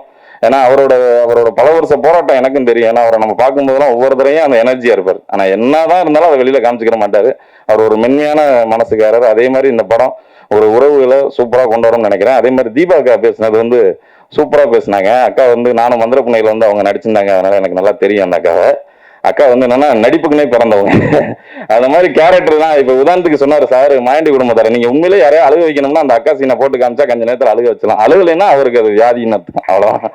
அந்த அளவுக்கு ஒரு மாதிரி எமோஷனலா அந்த அக்கா சொன்னதுல ஒரு விஷயம் என்னன்னா, நீங்க எங்க நிறத்தை பார்த்து நீ வந்து ஏதோ படிக்காதவங்க கேரக்டரா கொடுக்காதீங்க, நான் நல்லா படிச்சிருக்கேன், நீங்க நல்ல தமிழ் டீச்சர் கேரக்டர்லாம் கொடுக்கலாங்கிறத அக்கா ஒரு ஆடிஷன் மாதிரி இங்க சூப்பரா ஒரு அழகா அற்புதமா பேசி காமிச்சாங்க. அதே மாதிரி மேடையில் இருக்கிற எல்லா இயக்குநர்களுக்கும் என்னுடைய நன்றி. தன்னட்டி இயக்குனர் சார், பேர சார், வேலராமதி சார், அவர் வந்து என்னன்னா எல்லாரும் நடிகரை பார்க்கறான். அவர் மிகப்பெரிய எழுத்தர். ஏன்னா நடிகரானதுக்கு அப்புறம் நம்ம எல்லாருமே நம்மளுக்கு நடிகராக தான் தெரியும். அவரோட 8 திக்கு மதையான குற்றப்புறமுறையா இருக்கட்டும், இன்னைக்கும் அதை படிக்கும்போது அவர் அதே மாதிரி அதெல்லாம் விட ஒரு ஒரே ஒரு டைலாக் வந்து பயங்கர ஃபேமஸ் ஆயிருச்சு. காலையில எந்திரிச்சோன்னா இளந்தாரி பையன் எப்படி இருக்கணும் அது ரீல்ஸ்ல எல்லாம் போட்டு ஃபேமஸ் ஆக்கி விட்டு அந்த அளவுக்கு சார் வந்து அற்புதமா நடிச்சிருக்காங்க. அதே மாதிரி மறைந்த மாரிமுத்தண்ணன் அவருக்கும் அவர் இருந்தாலே அந்த இடம் சூப்பரா இருக்கும். அவர் இந்த இடத்துல மிஸ் பண்றோம், நாங்களும் மிஸ் பண்றோம்.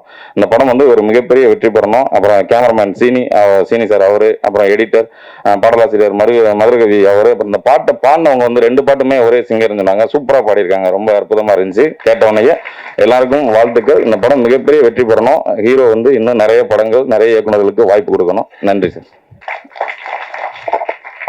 நன்றி சார். அடுத்து நாம் பேச அழைக்கிறோம் சினிமா விமர்சகராக விவரம் அறிந்தவராக இருந்து வரும் கேபிள் சங்கர் அவர்களை சில வார்த்தைகள் பேச அழைக்கிறோம். வணக்கம். ஏகப்பட்ட ப்ரொஃபைல் வச்சிருக்கிறதுனால பழைய ப்ரொஃபைல்லே வச்சுட்டு நம்ம சொல்லிட்டாங்க. நம்ம வந்து சரி இந்த ஆள் என்னென்னவோ பண்ணிருக்காங்க, இவனுக்கு எதுக்கு பேர் சொல்ல சினிமா வாசகர்னு பேர் எல்லாருக்கும் தெரியும், அதனால வச்சிருக்காங்க. குட். ஏதோ விதத்தில் நமக்கு அடையாளம் கிடைக்குதுன்றது மிக மிக விஷயம், சந்தோஷமான விஷயம். இந்த படம் நாங்கள் நிறைய படங்களை வந்து சின்ன சின்ன படங்களை பார்த்து ரிலீஸ் பண்ணுறதுக்கான வேலைகள் நிறைய பண்ணிகிட்டு இருக்கோம். உங்களுக்கே தெரியும் அது. அப்படி இந்த படத்தை முதல்ல பார்த்த ஆள் நான் தான் நினைக்கிறேன். நந்தாவும் நாகராஜும் வந்து எனக்கு படம் காட்டினாங்க. படம் பார்த்தோன்னே எனக்கு ரொம்ப பிடிச்சி போச்சு. படம் இது நான் எந்த முன்முடிவும் இல்லாமல் தான் படம் பார்ப்பேன். இந்த நிறைய சின்ன படங்கள் பார்க்குறோம், அதில் இருக்க நல்ல விஷயங்களை பார்க்குறோம். சிலது ஏதாவது முன்ன பின்ன இருக்கும், அதெல்லாம் உட்காந்து டைரக்டரோட டிஸ்கஸ் பண்ணி திருப்பி ரீஒர்க் பண்ணிலாம் வந்து படத்தை வாங்கி ரிலீஸ் பண்ணுற வேலையெல்லாம் பண்ணுறோம். நிறைய ஒரு வேலைகள் பண்ணிகிட்டு இருக்கோம். அப்படியான நேரத்தில் இந்த படத்தை வந்து காட்டினோன்னே ரொம்ப எமோஷ்னல் ஆகிடுச்சு இந்த படம் பார்த்துட்டு. எல்லாரும் என்ன சொல்லுவாங்கன்னு, இப்போ மாயாண்டி குடும்பத்தார் இந்த மாதிரி எல்லா படங்களும் ரெஃபரன்ஸ் சொல்லிகிட்டே இருந்தாலும் கூட இது வந்து இந்த யூத்துக்கு பிடிக்குமா, இந்த ஆட்கள்லாம் பார்ப்பாங்களா, இப்போ இருக்கிற பசங்கள்லாம் தேட்டருக்கு வருவாங்களா அப்படின்லாம் யோசிக்கிறீங்க இல்லையா? நிச்சயமாக வந்து இது கரெக்டாக கனெக்ட் ஆகணும்னு எனக்கு தோணுது. ஏன்னா இந்த படம் வந்து எந்த முன்முடிவும் இல்லாமல் பார்க்கும்போது கிளைமேக்ஸில் வந்து இது நான் உங்களுக்கு வந்து இது ஏதோ ரிவீல் பண்ண நினச்சிக்காதீங்க. கிளைமேக்ஸில் ஒரு வசனம் இருக்குது. ஒரு பாட்டி வந்து ஒரு வசனம் பேசுவாங்க. அந்த வசனத்துக்கு யாராவது பார்த்துட்டு ஒரு 30 வயசுல இருக்கிறவங்க யாராவது கண்ணில் தண்ணி வராமல் இருந்தான்னா நான் அதுக்கப்புறம் வந்து இந்த படத்தை வந்து நான் என்னோட ஜட்ஜ்மெண்ட் தப்புன்னு சொல்கிறேன் நான். ஏன்னா அவ்வளோ எமோஷ்னலாக ஒரு படம் இருக்கும். ஸோ இந்த படம் நல்லா இருக்கு. இதுக்கு ஏதாவது ஒரு வியாபாரம் பண்ணுறதுக்கான முயற்சி பண்ணணும். நான் வேலை சார்லாம் ஃபோன் பண்ணி பேசினேன். அதுக்கப்புறம் இந்த ஒரு நடிப்பு செம்மையாக இருக்கும். நடிப்பு மாரிமுத்து சார் நடிப்பு, மேடமோட நடிப்பு, படம் ஃபுல்லாக நல்லா எமோஷ்னலான ஒரு படம். ரொம்ப நாள் கழித்து ஒரு அட்டகாசமான ரீரெக்கார்டிங் இருக்கிற படம் நான் வந்து பார்த்தது தம்பியோடது. நான் எதிர்பார்க்கவே இல்லை. இந்த படத்தில் பாட்டு பார்த்துட்டு நான் எப்படியும் ஒரு 40-45 வயசில் இருப்பார், என்னை கூட யூத்தாக இருப்பார்னு நினச்சேன். ஆனால் என்னை விட ரொம்ப யூத்தாக இருக்கார் அவர். ரொம்ப நல்ல மியூசிக்கு. ரொம்ப நாள் கழிச்சு நல்ல ரீரெக்கார்டிங் பார்த்த படம் வந்து இந்த படம் நான் சொல்கிறேன். நான் வந்து ஒரு ப்ரிவிலேஜ் இருக்குங்க, எல்லாரையும் விட எனக்கு ஒரு ப்ரிவிலேஜ் இந்த படத்தை நான் பார்த்துட்டேன்றது ஒரு ப்ரிவிலேஜ். அதற்கப்புறம் இந்த படத்தை ஏதாவது வியாபாரம் பண்ணுறதுக்கான முயற்சிகள் நாங்கள் பண்ணலாம்னு சொல்லி ட்ரை பண்ணி கூப்பிட்டு பேசிட்டே இருந்தபோது திடீர்னு வந்து ஒருத்தர் வந்து இந்த ஆட்டத்தில் இறங்கிட்டார். நான் தான் பண்ணுவேன்னார். சரி யாரா அவருன்னு பார்த்தா என்னுடைய மிகப்பெரிய நண்பர் அவர் வந்து இப்போ இவங்களுக்கெல்லாம் ஒரு இவருக்கு நண்டாக்கு எப்படி ஒரு முதல் படம் தயாரிப்பு மாதிரி அவர் வந்து மோகன் வந்து அவர் ஏதோ புதுசாக ஸ்டைல அவர் பேர் வச்சிருக்காரு, ரியாஸ் பாரத்னு. ஆனால் வந்து அவர் பேர் மோகன் தான் எங்களுக்கு தெரியும். ரொம்ப அனுபவம் மிக்க நல்ல சினிமாக்களை வெளிநாடுகளுக்கு விற்பனை பண்ணுறதுல ரொம்ப ஒரு விற்பனையான ஒரு ஆள் அவர் இந்த படம் பார்த்துட்டு நான் பண்ண போகிறேன் அப்படின்னு சொன்னோடனே எனக்கு ரொம்ப ஹாப்பி ஆயிடுச்சு. சரி இவ்வளோ தூரம் பண்ண நம்ம நண்பர் பண்ணிட்டார், நம்ம ஏதாவது ஒன்று இந்த படத்துக்கு பண்ணணும்னு யோசிச்ச போது தான் நண்பர்கள்லாம் சேர்ந்து ஓம்லி மியூசிக்னு ஒரு கம்பெனி ஆரம்பித்தாங்க. பிரசன்னா வந்திருக்காரு. ஸோ இந்த முதல் படமாக இந்த படத்து பாட்டை தான் நம்ம வாங்குகிறோம் அப்படின்னு சொல்லிட்டு இந்த படத்தை வந்து கொண்டு போய் கொடுத்து ஓம்லி மியூசிக்கோட பல படங்கள் லைனப் இருந்தாலும் கூட ஃபஸ்ட்டு ஆடியோவாக ஒரு சினிமா படத்து ஆடியோவாக வந்து ஓம்லி மியூசிக் கொண்டு போய் சேர்த்தோம். அது பிரசன்னா அப்புறம் வந்து நம்ம சத்யா இவங்கெல்லாம் வந்து பெரிய அளவுக்கு சப்போர்ட் பண்ணாங்க. அவங்களுக்கு அந்த பாட்டு வந்து உண்மையாக சொல்லப்போனால் இந்த பாட்டுக்கு வந்து ரசிகர் வந்து எப்படி செக் பண்ணோன்னா பாட்டு அனுப்பிச்சிட்டோம். அவர் ஒரு நாளைக்கு வந்து சும்மா இந்த மாதிரி புதுசாக ஒரு பாட்டு வந்திருக்குங்க கேளுங்கன்னு சொல்லிட்டு போட்டு கேட்டார். கேட்டுட்டு போயிட்டு அடுத்த நாள் சொன்னார், ஒரு பாட்டு அனுப்பிச்சிங்களே சார், அது ஒரு கிராமத்து பாட்டு, இது நல்லா இருக்கு அப்படின்னாரு. கொஞ்ச நாள் கழிச்சு அவருக்கு நம்ம சத்யான ஒரு நண்பர் இருக்காரு, அவரோட அவரோட டிரைவர் இருக்கிறாரு. அவர் வந்து இந்த படத்தில் இன்னொரு பாட்டு இருக்குது சார், செம்ம பாட்டு அப்படின்னாரு. இப்படி எந்த படமே தெரியாமல் ஒரு பாட்டு நல்லா இருக்குன்னு சொல்லி டெய்லி ஒரு 3-4 நாளில் எல்லாரும் கேட்டு இதுதாங்க வீராயி மக்கள்னு சொன்னோன்னு அந்த படத்தை வாங்கலாம்னு முடிவு பண்ணிட்டாங்க. ஸோ ஒரு நல்ல படம், நல்ல விஷயம், அது கரெக்டாக இருந்துச்சுன்னா ஆட்டோமேட்டிக்காக அதுக்கு என்ன நடக்கணுமோ அது தானாக நடந்துருது. யாராவது ஒருத்தர் வருவாங்க, கேபிள்சன் வருவார், மோகன் வருவார், வேல்ராமூர்த்தி வருவார், யாராவது ஒருத்தர் வருவாங்க, அந்த படம் வந்து நடந்துடும். இவர் வந்து உண்மையாகவே வந்து இவருடைய முதல் படம் நான் பார்த்துருக்கேன். அதுலேயே பாட்டு நல்லாயிருக்கும். நான் அப்பவும் இந்த படம் பார்த்துட்டு சொல்லியிருக்கேன், இந்த பாட்டெல்லாம் நல்லா இருந்துச்சு படம்னா. அந்த டைமில் ரிலீஸ் பிரச்சனை அந்த மாதிரி நிறைய விஷயங்கள் இருந்துச்சு. இந்த படத்துக்கு அது நடக்காது கண்டிப்பாக. நிச்சயமாக இந்த படம் உங்களை படம் பார்க்கும்போது ஒரு எமோஷ்னல் படமாக கண்டிப்பாக இருக்கும், ஒரு ஒர்த்தான படமாக இருக்கும். ஸோ அதற்கு ஓம்லி மியூசிக் சார்பாக என்னென்ன சப்போர்ட் கொடுப்பாரு, அதை பற்றி சொல்லுவார். பட் இந்த எமோஷ்னல் விஷயம் வந்து கிரிஞ்சு அப்படின்னு நிறைய பேர் சொல்லுவாங்க. உலகத்திலே கிரிஞ்சான விஷயம் ஆண் பெண் உறவு. உலகத்திலேயே ரொம்ப சுவாரஸ்யமான விஷயம் ஆண் பெண் உறவுகள் தான் கிரிஞ்சு தான் புதுசு. அதனால வந்து இந்த படத்தை பாருங்க, உங்களுக்கு பிடிக்கும். நன்றி, வணக்கம். நன்றி சார். அடுத்ததாக நாம் பேச அழைக்கிறோம். சமீப காலமாக மண் சார்ந்த வாழ்வியல் படங்கள் நிறைய வருவதில்லை, எல்லாம் கமர்ஷியல் வட்டத்துக்குள் உடைந்து போகும் கதைகளாக நிற்கின்றன.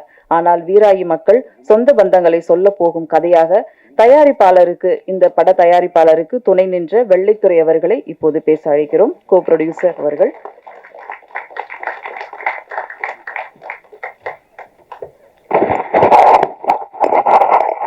இங்கே கடலென திரளாக கூடியிருக்கும் அனைவருக்கும், மேடையை அலங்கரித்துக் கொண்டிருக்கும் நிறைய பெருமக்களுக்கும், தயாரிப்பாளர்களுக்கும் மற்றும் டைரக்டர் அவர்களுக்கும் என் முதல் கண் வணக்கத்தை தெரிவித்துக் கொள்கிறேன். நான் சிறு மேடைகளில் மட்டும் பேசியுள்ளேன்.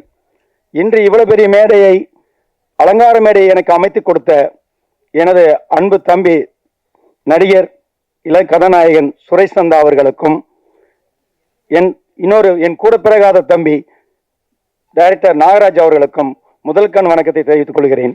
மற்றும் அவர்கள் குடும்பத்தார்களுக்கும், இப்படி ஒரு டைரக்டரை நம்ம உலகத்துக்கு அறிமுகப்படுத்திய அவர் குடும்பத்தார்களுக்கும் நன்றி தெரிவித்துக் கொள்கிறேன். மற்றும் நம்மளை விட்டு பிரிந்து சென்ற அண்ணன் மாரிமுத்து அவர்களுக்கும் அவர் குடும்பத்தார் அவர்களுக்கும் ஒரு நன்றியை மனமாற தெரிவித்துக் கொள்கிறேன். ஏனென்றால் நான் சங்கரங்கோயில் தென்காசி மாவட்டத்தில் முழுவதும் இந்த படம் எடுக்கப்பட்டது. தம்பியும் நந்தாவும் சுரேசன் கதாநாயகன் வரும்போது என்னிடம் இதை படத்தை பற்றி சொல்லி, ஆனால் உங்கள் கிராமம் அழகாக இருக்குது, இதை இங்கேயே நாங்கள் எடுத்துக்கிறோம், உங்களுக்கு எங்களுக்கு வேணுங்கிற உதவிகளை செஞ்சு கொடுங்க அப்படின்னு கேட்டாங்க. நானும் சரி உங்களுக்கு வேணுங்கிற லொக்கேஷன்லாம் நல்லா இருக்கு, ஒரு 5-6 லொக்கேஷனை பார்த்து ஓகேன்னு சொல்லியாச்சு. அன்னைக்கு சாயந்தரம் ஒரு 3 மணிக்கு ஒரு ரூம் ஒன்று போட்டு கொடுங்க அப்படின்னு வீரசிகாமணிங்கிற கிராமத்தில் ஒரு ரூம் அவருக்கு இவங்க 2 பேருக்கும் போட்டு கொடுத்து நானும் கூட போயிருந்தேன். இந்த படத்துக்கு இணை தயாரிப்பாளர் கொண்டு வந்த கதையை சொல்கிறேன். நான் படத்துக்குள்ளே வரணுங்கிறது இல்லை எனக்கு எண்ணம். ரூம் போட்ட உடனே டைரக்டர் நாகராஜ் வந்து அந்த வீராய் மக்களுடைய அந்த சாங்கை போட்ட உடனே உண்மையில எல்லாரும் அந்த பாட்டை புகழ்ந்தாங்க, வாழ்த்துனாங்க, வெற்றியடைய மனமாற வாழ்த்துனாங்க. அந்த பாட்டை கேட்ட உடனே எனக்கு ஆட்டோமேட்டிக்காக அந்த இணை தயாரிப்பா இனி கேட்டதுக்கு நான் முதல்ல மறுத்துட்டேன். சரி, இந்த பாட்டை கேட்டோன்னே இது ஒரு நல்ல பாட்டாக இருக்குது, நானும் உங்களோட பங்குதாரராக வந்துக்கிறேன்னு சொல்லி அந்த பாட்டு தான் என்னைய வந்து உள்ளே கொண்டு வந்துச்சு. அந்த பாட்டை எழுதின அவர் நாகராஜ் டைரக்டர் மட்டுமல்ல, அந்த பாட்டையும் எழுதியிருக்கிறாரு, இந்த படத்தையும் டைரக்ட் பண்ணியிருக்கிறாரு. இத்தனைக்கும் உறுதுணையாக இருந்து எவ்வளோ கோபத்தில் பேசினாலும் பொறுமையாக இருந்து அந்த படத்தை எடுத்து ஒரு வெற்றி படமாக கொண்டு வந்து இந்த இடத்துக்கு சேர்த்துருக்காரு. இந்த பாட்டுக்கு இசையமைத்த தம்பி நம்மளுடைய தீபன் சக்கரவர்த்தியை நான் பார்த்ததில்லை. ஆனால் அந்த பாட்டு இப்போ எல்லாருமே பார்க்காமலே அந்த இசைக்குள்ளே போயிடுறோம். ஆனால் யார் இசையமைச்சாங்கன்னு தெரியாது.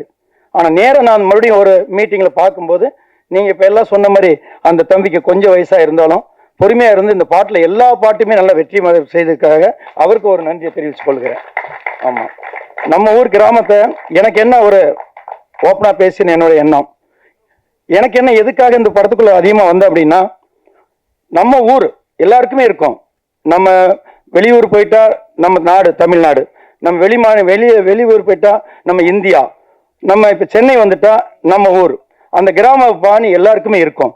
அப்போ ஒரு படம் எடுக்கிறதுக்கு நம்ம தம்பிங்களுக்கு ஒத்துழைப்பை கொடுத்தோம்னா நம்ம ஊரும் ஸ்கிரீன்ல வருமே, நம்ம ஊரும் நல்லா வருமே அப்படிங்கிற அந்த ஆழமான எண்ணத்துல தான், அந்த ஊர் பற்றோட தான் இந்த படத்துக்கு நான் ஒரு இணை தயாரிப்பாளர் வந்தேன்.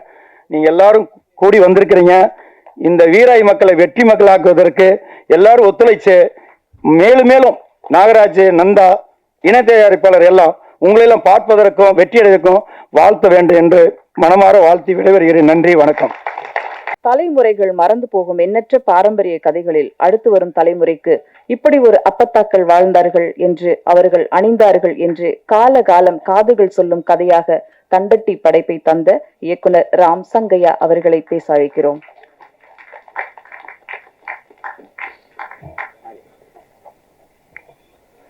எல்லாருக்கும் வணக்கம். பத்திரிகையாளர்களுக்கும் மீடியா நண்பர்களுக்கும் அனைவருக்கும் மாலை வணக்கம். மேடையில் அமர்ந்திருக்கும் நண்பர்கள் ப்ளஸ் வந்து படத்தோட நடிகர்கள், இயக்குனர், மியூசிக் டைரக்டர் ப்ளஸ் சிறப்பு விருந்தினராக வந்திருக்கும் பேரரசர் சார், ரவிமரியா சார், எல்லாருக்கும் பெரிய வணக்கங்கள். ஒரு அருமையான ஒரு மாலை பொழுதுல நம்ம எல்லாருமே சந்திச்சிருக்கோம். அது உண்மையிலே ஒரு மகிழ்வான ஒரு தருணமான ஒரு பொழுது தான். ஏன்னா அந்த படம் வந்து வீராயி மக்கள் அப்படிங்கிறது அந்த டைட்டில நம்ம பார்த்த உடனே இது நம்ம மக்களோட கதை, இது நம்ம மண்ணோட கதை, இது நம்மளோட அடையாளம் அப்படின்னு சொல்ற மாதிரிதான் அந்த படத்தோட டைட்டிலும் சரி, போஸ்டர் டிசைனிங் சரி, ட்ரெய்லர் எல்லாமே அமைஞ்சிருக்கு. இந்த மாதிரி நம்ம தமிழ் கல்ச்சர் பேஸ் பண்ண நிறைய படங்களும் சரி, பண்பாடுகள் அந்த மாதிரியான ஒரு விஷயங்களும் சரி, நம்மளோட அடையாளத்தை சொல்ற மாதிரியான நிறைய படங்கள் இன்னும் வரணும். அது வந்து அதுதான் எப்பயுமே வந்து ஒரு ஆரோக்கியமான ஒரு சினிமா. ஒரு சின்ன படங்கள்ன்றது வந்து நம்ம பண்பாடு, நம்ம அடையாளம், நம்மளோட கல்ச்சர்ஸ் எல்லாமே இருக்கணும். அதுதான் இப்ப மேற்கு தொடர்ச்சி மலை இருக்கட்டும், இப்ப கிடா இருக்கட்டும், தண்டட்டி, இந்த மாதிரி படங்கள் தான் ஒரு தமிழ் சினிமாவோட அடையாளம். நாளை தமிழ் சினிமா எப்படின்னு கேட்டீங்கன்னா இந்த மாதிரி படங்களை தான் நீங்க காமிக்க முடியும். இன்னைக்கு பெரிய பெரிய பட்ஜெட்ல வர படங்கள் அப்படி நம்ம இதுதான் எங்க தமிழ் சினிமாவோட அடையாளம் நம்ம காமிக்க முடியாது.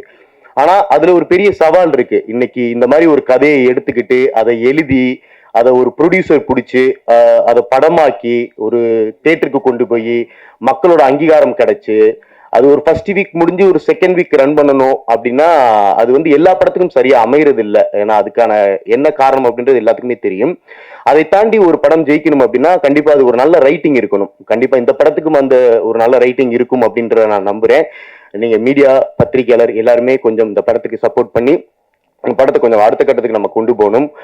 ட்ரெய்லர் பார்க்கும்போதே தெரிஞ்சு ஒரு நல்ல சினிமா இது. கண்டிப்பா எப்படி மாயாண்டி குடும்பத்தாரோ அதே மாதிரி ஒரு நீண்ட இடைவெளிக்கு பிறகு ஒரு நல்ல சினிமா வருது அப்படின்னு நமக்கு ஒரு ட்ரெய்லர் பார்க்கும்போதே தெரிஞ்சு. படம் பார்த்தவங்க இங்க எல்லாருமே அதே தான் சொன்னாங்க. கண்டிப்பா அந்த படத்தை நம்ம கைவிட்டக்கூடாது. பத்திரிகையாளரும் சரி, மீடியாவும் சரி, கண்டிப்பா அந்த நல்ல படத்தை நம்ம அடுத்த கட்டத்துக்கு கொண்டு போகணும். எனிவே, இயக்குனருக்கு வாழ்த்துக்கள், ப்ரொடியூசருக்கு வாழ்த்துக்கள், பிளஸ் மியூசிக் டைரக்டர் அவருக்கும் வாழ்த்துக்கள். நன்றி. மண் சார்ந்த இசையும் பாடலையும் வாங்கிய ஓம்லி மியூசிக் ஆடியோ பிரசன்னா அவர்களை சில வார்த்தைகள் பேச அழைக்கிறோம்.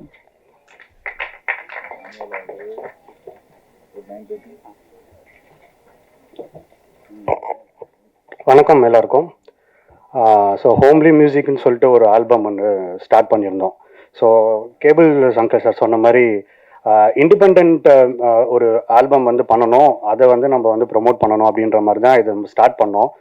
கடைசியில் அவர் வந்து வீராய் மக்கள் அப்படின்னு சொல்லிட்டு ஒரு இது அம்சா இருந்திருந்தார், பாருங்க அப்படின்னு சொல்லிட்டு.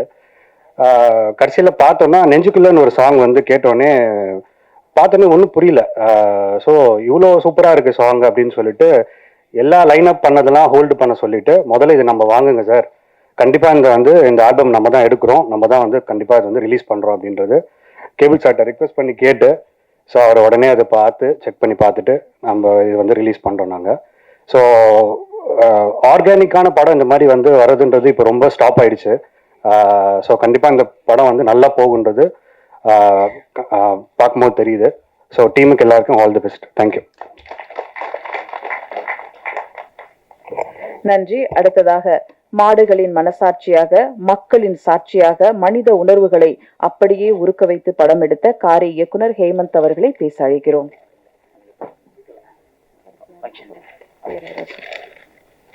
அண்ணன் தங்கை கதையாக திருப்பாச்சி, அம்மா மகன் கதையாக சிவகாசி, அப்பா பையன் கதையாக தர்மபுரி.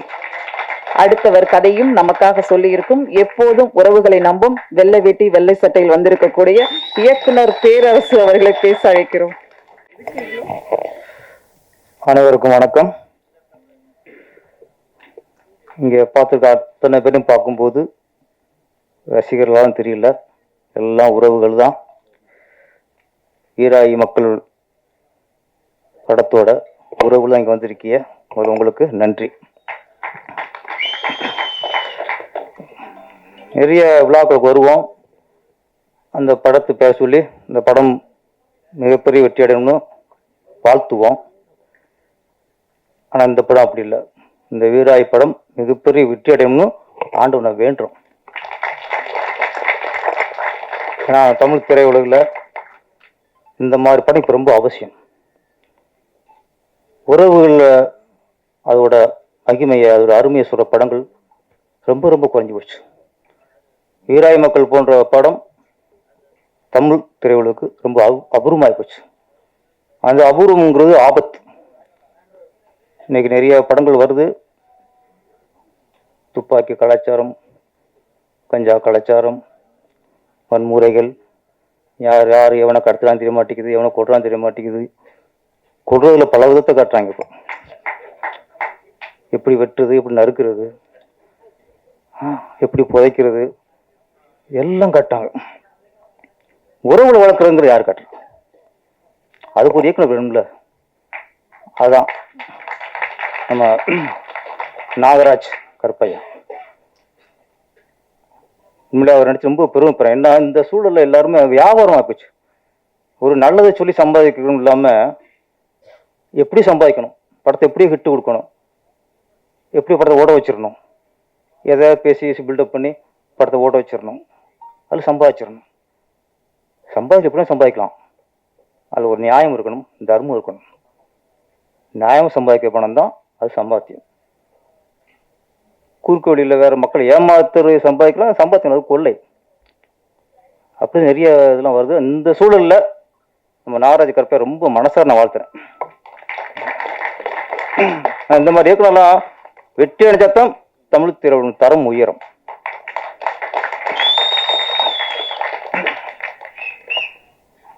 இங்க அம்மா அக்கா சொல்றாரு, தங்கச்சின்னு சொல்றாரு, அம்மான்னு சொல்றாரு தெரியல, தீபா சங்கர் அவர்கள் சகோதரி சொல்லிடுவோம். நல்லா சிறப்பாக பேசினாங்க. அவங்க பேசும்போது அப்படியே கிராமத்துக்கு போன மாதிரி போச்சு. கிராமத்தில் போய் சொந்தக்காரங்களோட உட்காந்து பேசுகிற மாதிரியே ஆகிப்போச்சு. அப்படி ஒரு பேச்சு.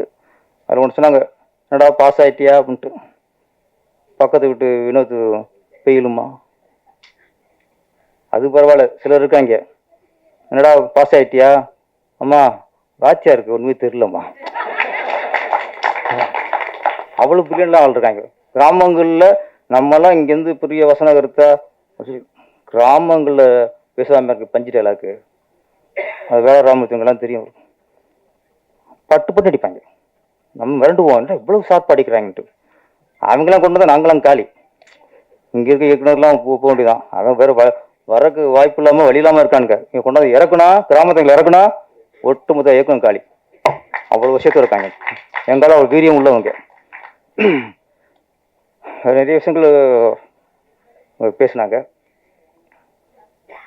வீராய் மக்கள் கிராமங்களில் ஒரு 200 குடும்பம் இருந்துச்சுன்னா அது 20 குடும்பத்தை ஆம்பளை பறிச்சு சொல்லுவாங்க.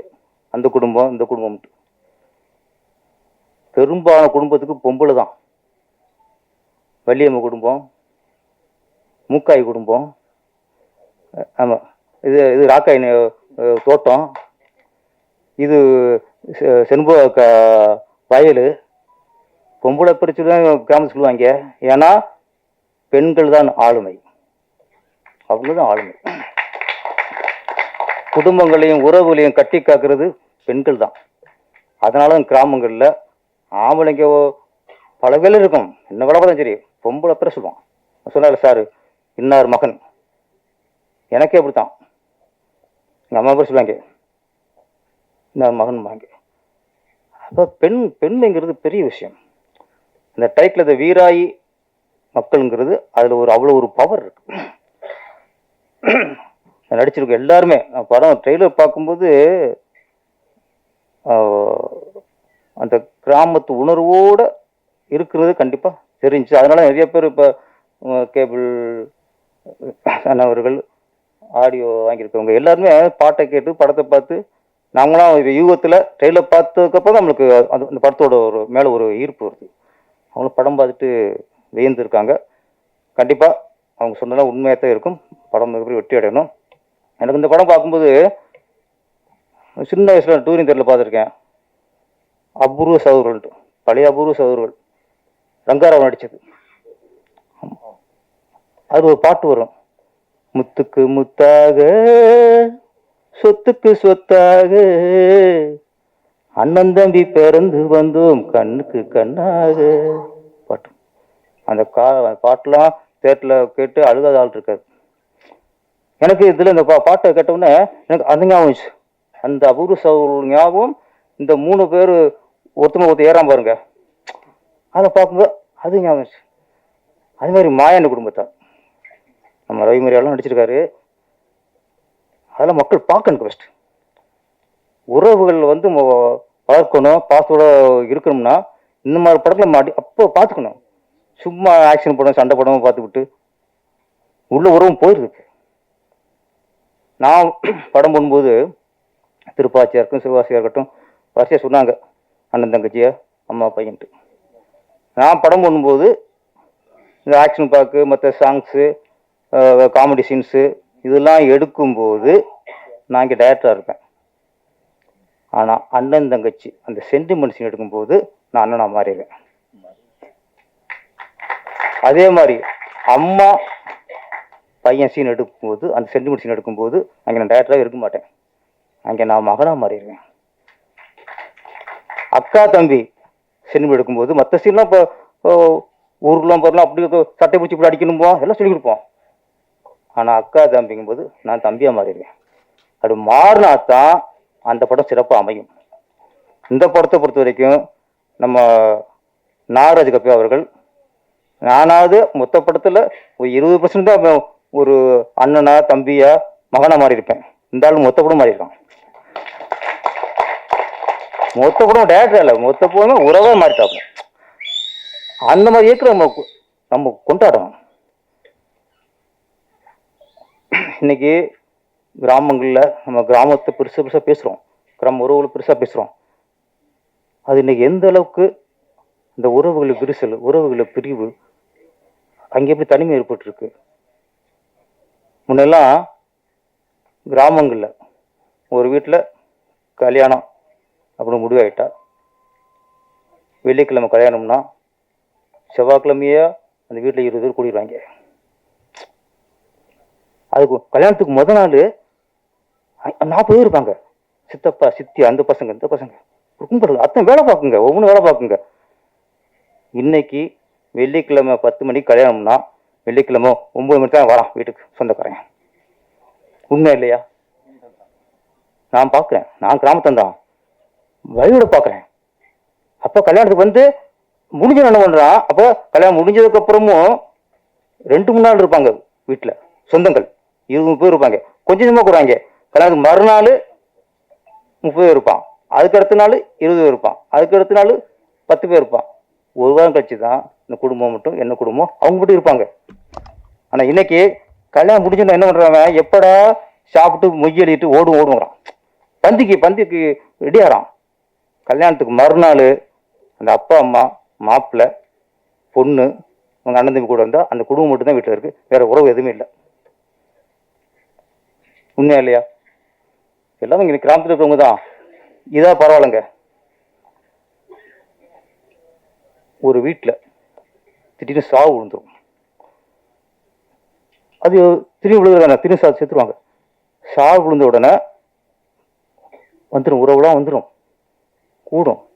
சாவு எடுத்து அடக்கம் பண்ணிடுவாங்க. மறுநாள் அந்த சாவு வீட்டில் மறுநாள் ஒரு 15-20 வரை இருப்பாங்க. ஏன்னா பையனை பறி கொடுத்தவனோ, அப்பனை பறி கொடுத்தவங்களோ, பொண்டாடி பறி கொடுத்தவங்களோ அந்த குடும்பம் காப்பி தண்ணி சாப்பிடாது. அப்போ இந்த சொந்தம் தான் காப்பி போட்டு, அக்கா காப்பி கொடுக்கா, ஐயா கொஞ்சம் ஒரு இட்லி சாப்பிடியா, ஆத்தா கொஞ்சம் தண்ணி குடியா, குடித்தா கெஞ்சி அவங்க சாப்பிட மனசு இருக்காது. இவங்க வற்புறுத்தி கொஞ்சம் கொஞ்சமாக ஒரு அரை இட்லியோ ஒரு இட்லியோ சாப்பிட வைப்பாங்க. இன்னைக்கு ஒரு வீட்டில் யாரும் இறந்துட்டா வர்றாங்க, கூடுறாங்க, அடக்கம் பண்ணிட்டு அப்படியே போயிடறாங்க. மறுநாள் அந்த குடும்பத்தில் அந்த குடும்பம் மட்டும் இருக்கு. ஒரு காப்பி போட்டு கொடுக்குறதுக்கு ஆள் இல்லை. யாரு பையனை பறி கொடுத்த அம்மாவை காப்பி போட்டு குடிக்குமா? அப்பாவை பறி கொடுத்த மகளை, பொண்டாட்டிய அவங்களுக்கு காப்பி போட்டு சாப்பிடுவாங்களா? இது தாங்க உறவு. இதுக்கு தான் உறவு. அந்த உறவு எங்கே போச்சு? எங்கே போச்சு? பசியோடு இருக்கும்போது ஆறுதலா அரவணைப்பா 4 வயசு சோறு கொடுக்குற அந்த உறவு போச்சுங்க, போச்சு. இந்த மாதிரி படங்கள் நான் சொல்றேன், வீராயி மக்கள் மாதிரி படங்கள் வந்தா தான் அந்த ஊரில் அருமை தெரியும், பாசத்தின் பெருமை தெரியும். எல்லாத்தையும் தொடச்சு நிற்கிறோம், ஓடுறோம், சம்பாதிக்கிறோம், கடைசி எங்கேயும் நிற்க போறோம்? ஒண்ணுமே லைஃப். உறவுகளோட அதை அரவணைச்சு நல்லது கெட்டதுக்கு கூட இருந்து அது ஆதரவு இருந்தா தான் அது உறவு. இல்லைன்னா அதுக்கு பேர் உறவே இல்லை. அதுக்கு என்ன பேர் சொல்றதுன்னு தெரியல எனக்கு. இன்னொன்று ஒரு மிகப்பெரிய ஆபத்தான விஷயம். ஏன்னா இந்த மேடை உறவுகளை பற்றி சொல்ற மேடை, இங்கேதான் சில விஷயங்களை மனசு விட்டு பேச முடியும். ஒரே விஷயம் சொல்லிடுறேன். இன்னைக்கு நிறைய குடும்பங்கள்ல மிகப்பெரிய ஆபத்து என்னன்னா, நிறைய குடும்பங்கள்ல ஒரு பிள்ளையே தான் இருக்கு. ஒரு பிள்ளை போதும் நடலை கொண்டோம், 2வது பிள்ளை வேணாம், பெண் பிள்ளையா பொம்பளை பிள்ளை இருந்தாலும் ஒன்று போதுன்றோம், ஆம்பளை பிள்ளை இருந்தாலும் ஒன்று போதுங்கிறோம். இங்கே எங்கே ஆபத்துனா, இப்போ ஒரு அப்பா அம்மா அவங்களுக்கு ஒரே ஒரு பொண்ணு, அந்த பொண்ணுக்கு கல்யாணம் ஆயிடுது. இப்போ அப்பா அம்மா இறந்துடுவாங்களா? இறந்துக்கப்போ அந்த அப்பா அம்மாவுக்கு அந்த பொண்ணுக்கும் இன்னும் கல்யாணம் ஆனதுக்கப்புறம் அவங்களுக்கு குழந்தை பிறகு இல்லை. அந்த குழந்தை அனாதை குழந்தை. ஏன் சொல்றேன்னா, அந்த குழந்தை யாரை சித்தி என்று சொல்லும், அந்த குழந்தை யாரை சித்தப்பா என்று சொல்லும், அந்த குழந்தை யாரை அத்தை என்று சொல்லும், அந்த குழந்தை யாரு மாமா என்று சொல்லும், அந்த குழந்தை யாரை பெரியம்மான்னு சொல்லும். சொல்லுங்க அப்பா, யாரை சொல்லும்? அப்பா அம்மாங்கிற உறவை தவிர அதுக்கு வேற எதுவும் இருக்கு. அனாதை குழந்தை. அப்பா அம்மாங்கிறது நம்ம ரத்த வலி, ரத்தத்தின் பிரிவு. அது உறவு உள்ளது, அது ரத்தத்தின் ஒரு பகுதி தான் நமக்கு அப்பா அம்மா. அவங்களோட அந்த அப்பா அம்மாவோட ரத்தத்தின் பகுதி தான் நம்ம. ஒரு குழந்தைக்கு உறவு சித்தி, சித்தப்பா, அத்தை, மாமா, பெரியப்பா, பெரியம்மா, இதுதாங்க உறவு. இந்த உறவுகள் இல்லாம இருக்கிற குழந்தை அனாதை குழந்தை. அதனால தயவு செய்து நம்ம ஒரு குழந்தை போதும் அப்படின்னு நிக்கிறது நம்ம நம்முடைய குழந்தை அனாதை கூட சொல்லிக்கிறோம் என்று அர்த்தம். ஒரு குழந்தை கூட பெற்றுக்கணும், அப்பதான் அடுத்து உறவுகள் வரும். இருக்கு உறவுகளே கூட மாட்டேங்கிறான். நீங்க அனாதை விட்டு போயிட்டீங்கன்னா அது நாளைக்கு என்ன உறவு இருக்கும்? சிக்கனத்துக்காக இன்னைக்கு ஸ்கூல் பீஸ் அதிகமாக போச்சு, இந்த பீஸ் அதிகமாக போச்சு, இருக்க குழந்தைய படிக்க வைக்க முடியல, அதுக்காக ஒரு குழந்தை அனாதை வைக்கிறீங்களா? நம்ம குழந்தைய அனாதை வைக்க கூட 2 குழந்தை பெற்றுக்கணும். இது இன்னைக்கு தெரியாது, பெரிய ஆபத்து இருக்கு. நம்முடைய சந்ததியில பின்னால அனாதையாகி போயிடும். பெற்றுக்கணும். இது ஏன்னா ஒரு உறவுகளை பத்தி சொல்ற படங்கிறதுனால உறவுகளுடைய அருமை நம்ம சொல்லி ஆகணும். இப்ப சொல்றாங்க சின்ன படம் பெரிய படம்.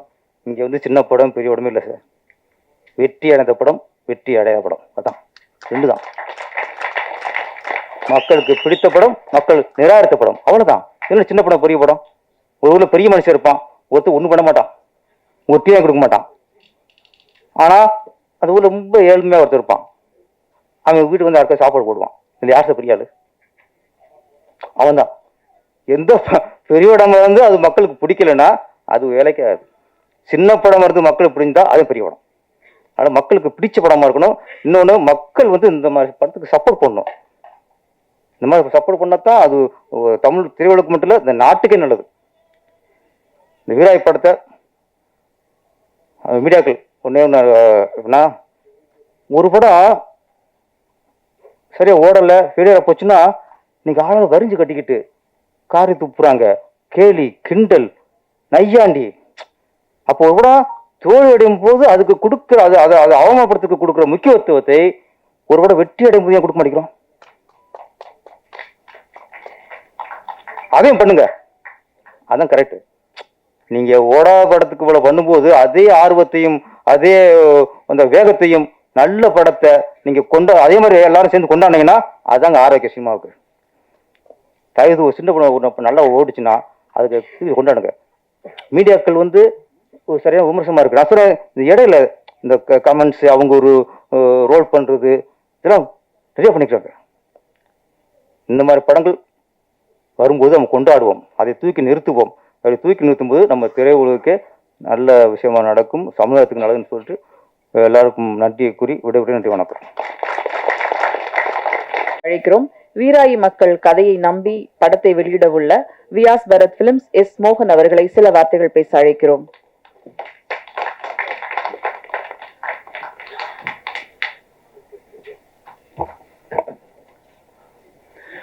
இவ்விழாவை சிறப்பித்து வாழ்த்த வந்திருக்கும் அனைத்து நல்வுள்ளங்களுக்கும் என் இனிய வணக்கத்தை தெரிவித்துக் கொள்கிறேன். இந்த படம் ஒரு வாழ்வியல் சம்பந்தப்பட்ட படம். இந்த படத்தை எனக்கு காட்டின உடனே ஒரு 2 மணி நேரம் என்ன புரியவே இல்லை எனக்கு. இப்படி ஒரு படத்தை எடுத்திருக்கேன் ரொம்ப நாளைக்கு அப்புறம். நான் நிறைய படங்கள் பார்த்துருக்கிறேன். இந்த படம் ரொம்ப மனசை என்ன ரொம்ப இது பண்ணிடுச்சு. அன்னைக்கு மறுநாளே சொன்னேன் அவருக்குல, சார் இந்த படத்தை நான் பண்றேன் அப்படின்னு சொன்னேன். அதுக்கு சில நண்பர்கள் உதவி புரிஞ்சாங்க. கேபிள் சங்கர் சார் சொன்ன மாதிரி அவருக்கும் எனக்கு இதுதான் இருந்துச்சு. பட் இந்த படத்தை எனக்கு திரு சுரேஷ் அவர்களோ இயக்குனர் உண்மையிலேயே பாராட்டியாக வேண்டிய விஷயங்க. சில விஷயங்கள் நான் சொன்னேன், அப்போ கூட அந்த கதைக்கு இதுதாங்க கரெக்டு அப்படின்னு சொல்லி ரொம்பவே மனக்கெட்டு ரொம்ப அழகா பண்ணியிருக்காரு இந்த படத்தை. இந்த படத்தை எல்லாரும் தியேட்டர்ல பாருங்க. ஊடக நண்பர்கள், தொலைக்காட்சி நண்பர்கள் எல்லாரும் இந்த படத்தை சப்போர்ட் பண்ணி இந்த சின்ன படத்தை மிகப்பெரிய வெற்றி படமா ஆக்கணும் என்று பணியோடு கேட்டுக்கொள்கிறேன். நன்றி, வணக்கம். சிரித்த புன்னகையோட பேசிட்டு போனப்பே தெரிஞ்சது அந்த படம் வாங்கணும்னு எவ்வளவு சந்தோஷமா இருக்கீங்கன்னு. தேங்க்யூ. அடுத்ததாக நாம் பேச அழைக்கிறோம். தென் மாவட்டங்களுக்கு ஒரு அடையாளம் வேண்டும் என்றால் ஐயா வேலா ராமமூர்த்தி அவர்களை பார்த்துக் கொள்ளுங்கள். 70 வயதிலும் ஒருவர் ஆரோக்கியமாக இருக்க வேண்டும் என்றால் ஐயா வேலா ராமமூர்த்தி அவர்களை கேட்டுக்கொள்ளுங்கள். எப்போதும் சிரித்த முகமும் சிந்தனை குணமும் உடைய மனிதர். மண்ணை நேசிக்காத மனிதன் எவ்வளவு பொன்னை தங்கத்தை வைத்திருந்தாலும் எந்த பயனும் இல்லை. ஆனால் வேலா ராமமூர்த்தி அவர்கள் மண்ணின் மகிமையை சொல்வது மட்டுமல்ல, மண்ணின் மனசாட்சியாக வாழ்ந்து வருபவர். குற்றப்பரம்பரை, குருதியாட்டம், பட்டத்து யானை என்று அந்த மண்ணையும் மக்களையும் எழுதி எழுதி நமக்கு பெருமை சேர்த்து வருகிறார். எல்லாரிடமும் சென்று சேர்ந்திருக்கிறார். வீராயி மக்கள் என்ன சொல்ல வருகிறது? ஐயா வேலா ராமமூர்த்தி அவர்கள் மூத்த மகனாக படத்தில் வாழ்ந்திருக்கிறார். எப்போதும் எல்லாருக்கும் பிடித்த, ரசித்த எழுத்தாளர், நடிகர் வேலா ராமமூர்த்தி அவர்களை உங்கள் முன் பேச அழைக்கிறோம்.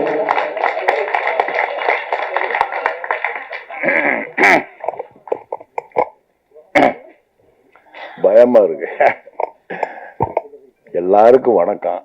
முக்கியமா பத்திரிகை ஊடக நண்பர்களுக்கு என்னுடைய பணிவான வணக்கம்.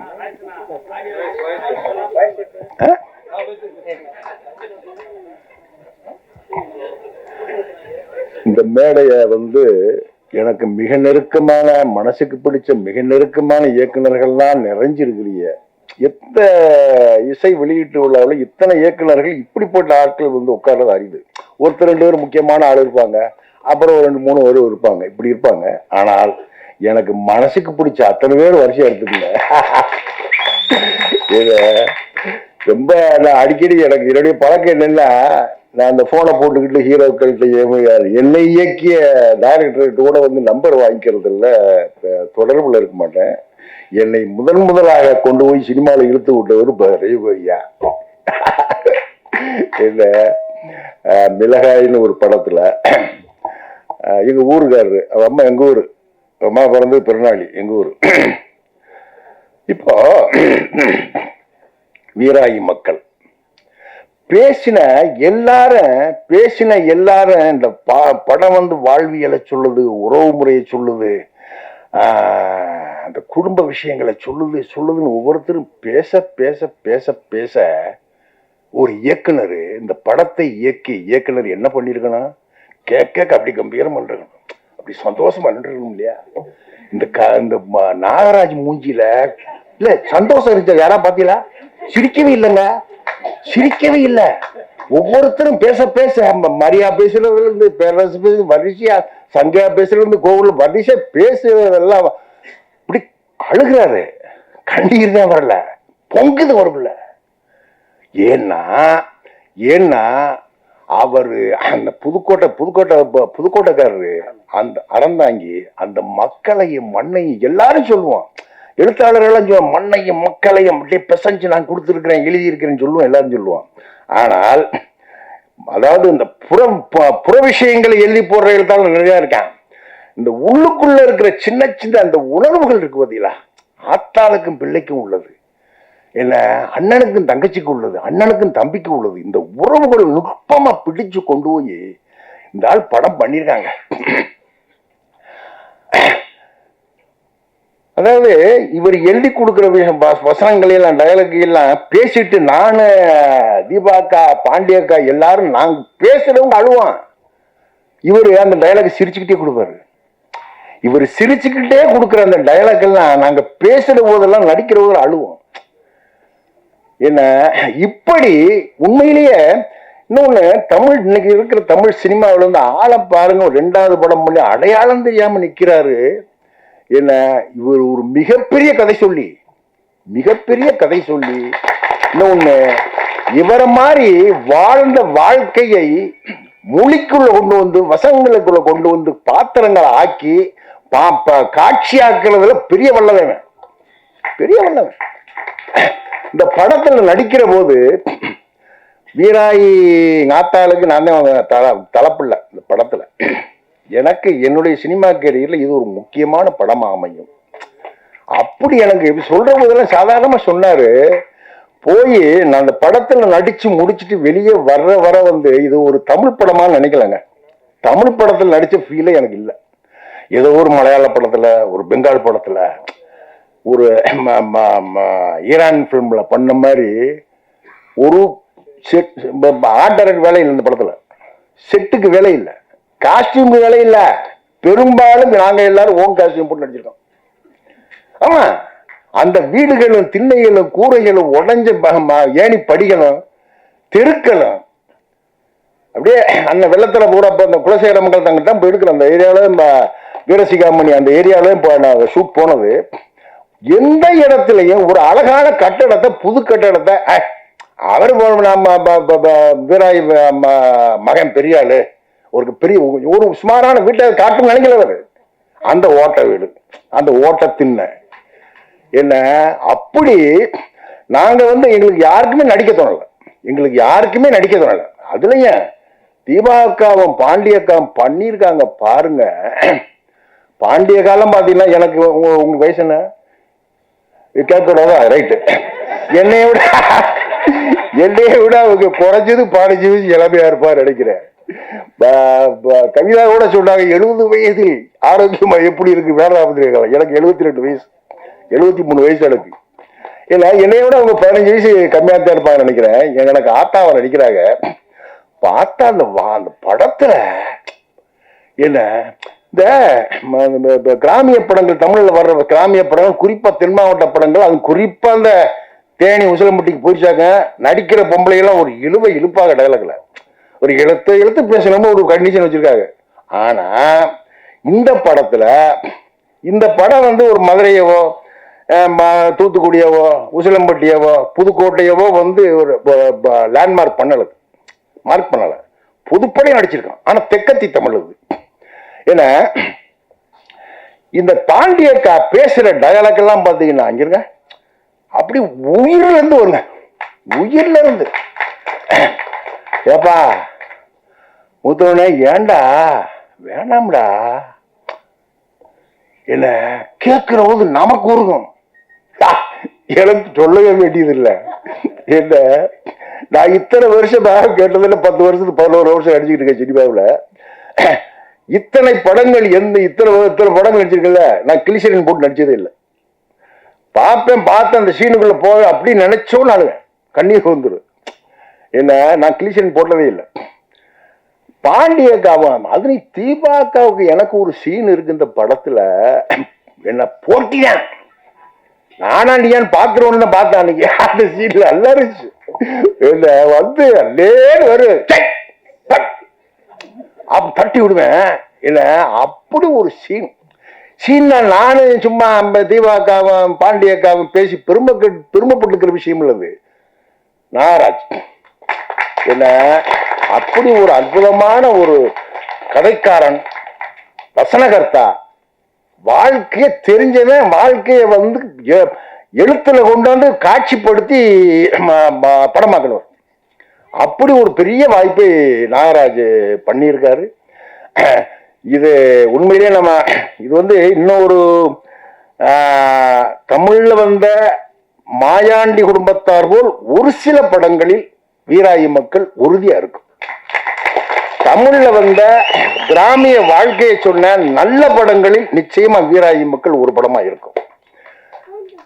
அப்படி பங்கெடுத்துக்கிட்ட அத்தனை நடிகர் நடிகைகளுக்கும் எல்லாருக்கும் ஆர்டிஸ்டுகளுக்கு எல்லாம் அப்படி ஒரு வாய்ப்பை கொடுத்து, இன்னொன்னு அவர் ஒரு இயக்குனராக நடக்க மாட்டாரு. என்னமோ கூட பிறந்த தம்பி மாதிரி, என்ன பெரிய வசதிகளையும் யாருனாங்க. இன்னொன்னு நான் சொல்ல மறந்துட்டேன், எனக்கு தம்பியா மாரிமுத்து நடிச்சிருக்காரு.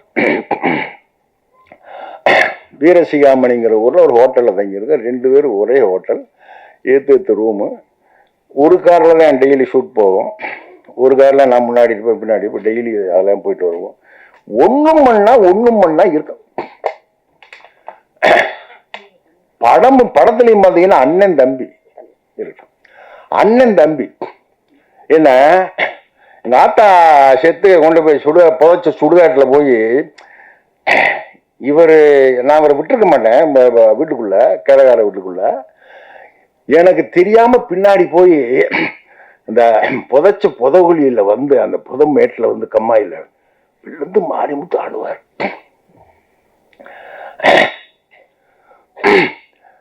நானு உண்மையிலேயே மாரிமுத்து அவன் ஒரு நையாண்டி அப்படி அடிச்சுட்டு போறவர், அவரு அழுகுறாரு. நான் அப்படி பின்னாடி இருந்து சீன் படி ஒரு 10 அடி தூரத்துல இருந்து அப்படியே மாரிமுத்து பார்த்துக்கிட்டு இருக்கணும். தம்பி நம்ம அவனை சேர்க்கல, இருந்தாலும் தாய் பாசத்துல வந்து அழுகிறான் என்ன. இன்னொன்னு, நான் என் வீட்டுல மூத்தாள், நான் அண்ணன் தம்பி 4 பேர்ல நான் தான் மூத்தாள்.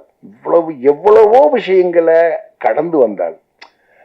இல்ல அப்படி ஒரு கிராம வாழ்க்கையை தான் அதான் நான் எழுதிக்கிட்டே இருக்கேன். என்னுடைய கதைகள் எல்லாம் எத்தனை நாடு, எத்தனை தேசம், எத்தனை இராணுவத்துல இருந்து இந்தியா முழுக்க சுத்தினேன், உலக நாடுகள் முழுக்க போயிருக்கேன். ஒரு கதையை கூட பெருநாளி பெரிய வந்து தாங்கல, பூரா அந்த மக்களை வச்சு அழுது. ஏன்னா அப்படி மாரிமுத்து அழுதுகிட்டு இருக்காரு. அப்படியே போய் தூக்கு 2 பேரும் அழுவோம். இந்த மாரிமுத்து நானு நடிச்சுட்டு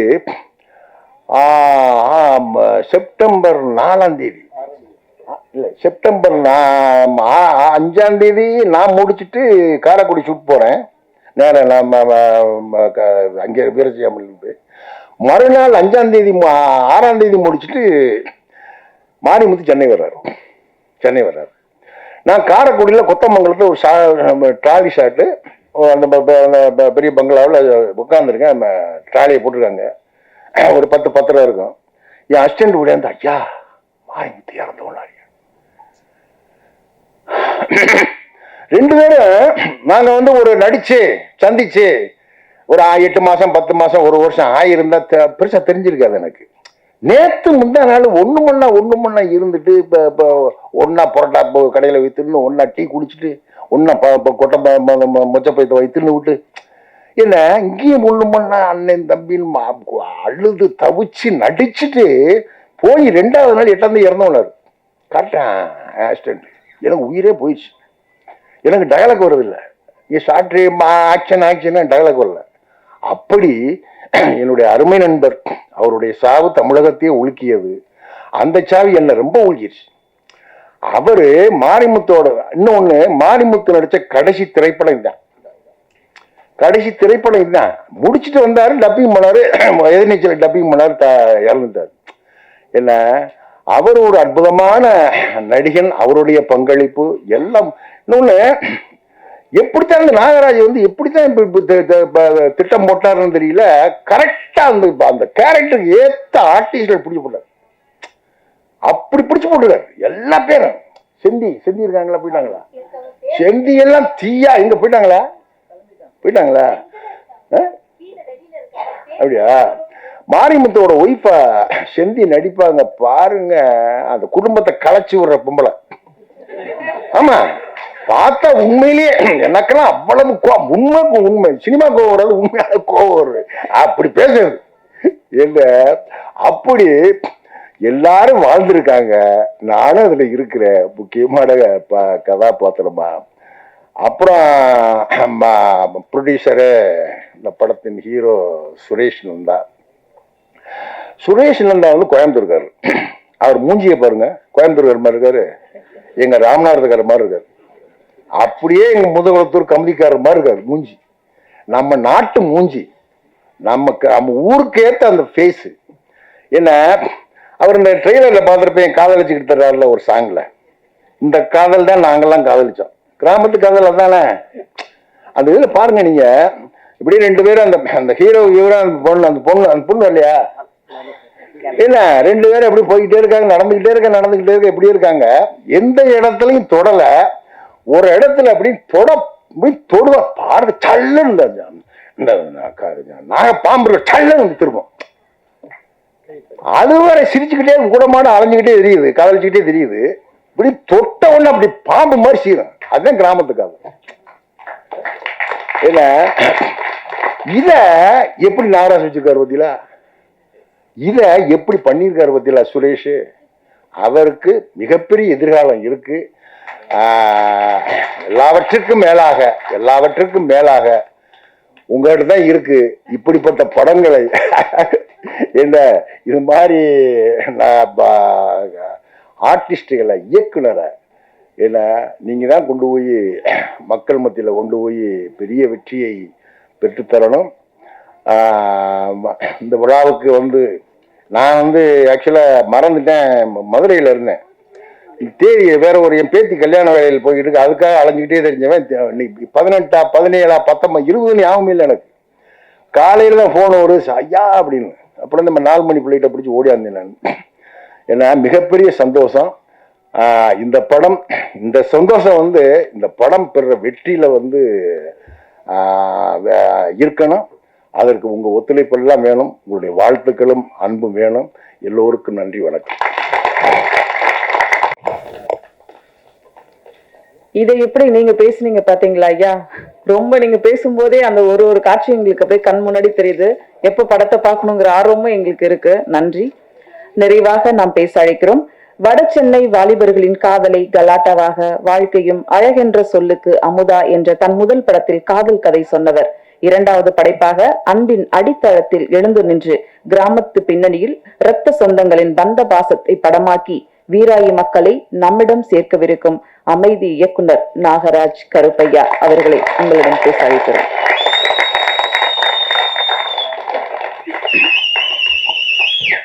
எல்லாருக்கும் வணக்கம்.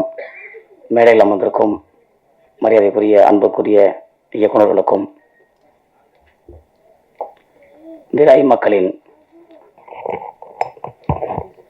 மக்களை கதாபாத்திரங்களை என் கதையை திரையில் உயிரோட்டமாய் உருவாக்கி காட்டிய கலைஞர்களுக்கும் மற்றும் பத்திரிகை ஊடக நண்பர்களுக்கும் படத்தின் தயாரிப்பாளர் சுரேஷ் நந்தா அவர்களுக்கும் இணை தயாரிப்பாளர் அண்ணன் வெள்ளைத்துறை அவர்களுக்கும் அருண்குமார் அவர்களுக்கும் சுரேஷ்குமார் அவர்களுக்கும் சாய் அவர்களுக்கும் என்னுடைய குழுவினருக்கும் என்னுடைய நன்றியை தெரிவிக்கிறேன். வீராய் மக்கள் வந்து இது நான் பார்த்த வாழ்க்கை தான். எங்கள் கிராமத்தில் அறந்தாங்கிலிருந்து 35 கிலோமீட்டர் இருக்க ஒரு கிராமம் தீயத்தூர். அங்கே வானம் பார்த்த பூமி, ஆனால் வருஷம் மழை பெஞ்சிடும். அந்த மண்ணில் நான் பார்த்த மனுஷங்களுடைய வாழ்க்கை தான் வீராய் மக்கள்.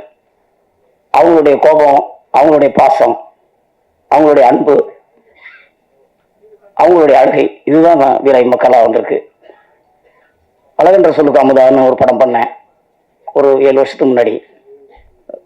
நல்ல ரிவ்யூஸ் கிடைச்சிது எனக்கு அந்த படத்தில். பத்திரிகைகள் எல்லாருமே அந்த படத்தை பிரமாதமாக எழுதியிருந்தாங்க. ஆனால் கமர்ஷியல் ஹிட்டு கிடைக்கல எனக்கு. ஒருத்தர் படம் பண்ணிட்டு பண்ணாமல் எவ்வளோ நான் கஷ்டப்படலாம், படம் பண்ணிட்டு கஷ்டப்படுறது வந்து ரொம்ப கடினமான ஒரு வழி. அதை கடந்து நான் வந்துடணும்னு தீவிரமாக நான் எழுதின கதை தான் வீராய் மக்கள். இது முழுக்க முழுக்க மண் சார்ந்த வாழ்வியலை சொல்கிற ஒரு படமாக வந்திருக்கு. எப்போவுமே எல்லாத்துக்குமே கனெக்ட் ஆகிற ஒரு விஷயம் சென்டிமெண்ட்டு. அந்த சென்டிமெண்ட் வந்து எல்லாத்துக்குமே ஒரே தான். அது கிராமம் நகரம் எங்கே இருந்தாலும் அந்த சென்டிமெண்ட்டை கரெக்டாக சொன்ன இயக்குநர்கள்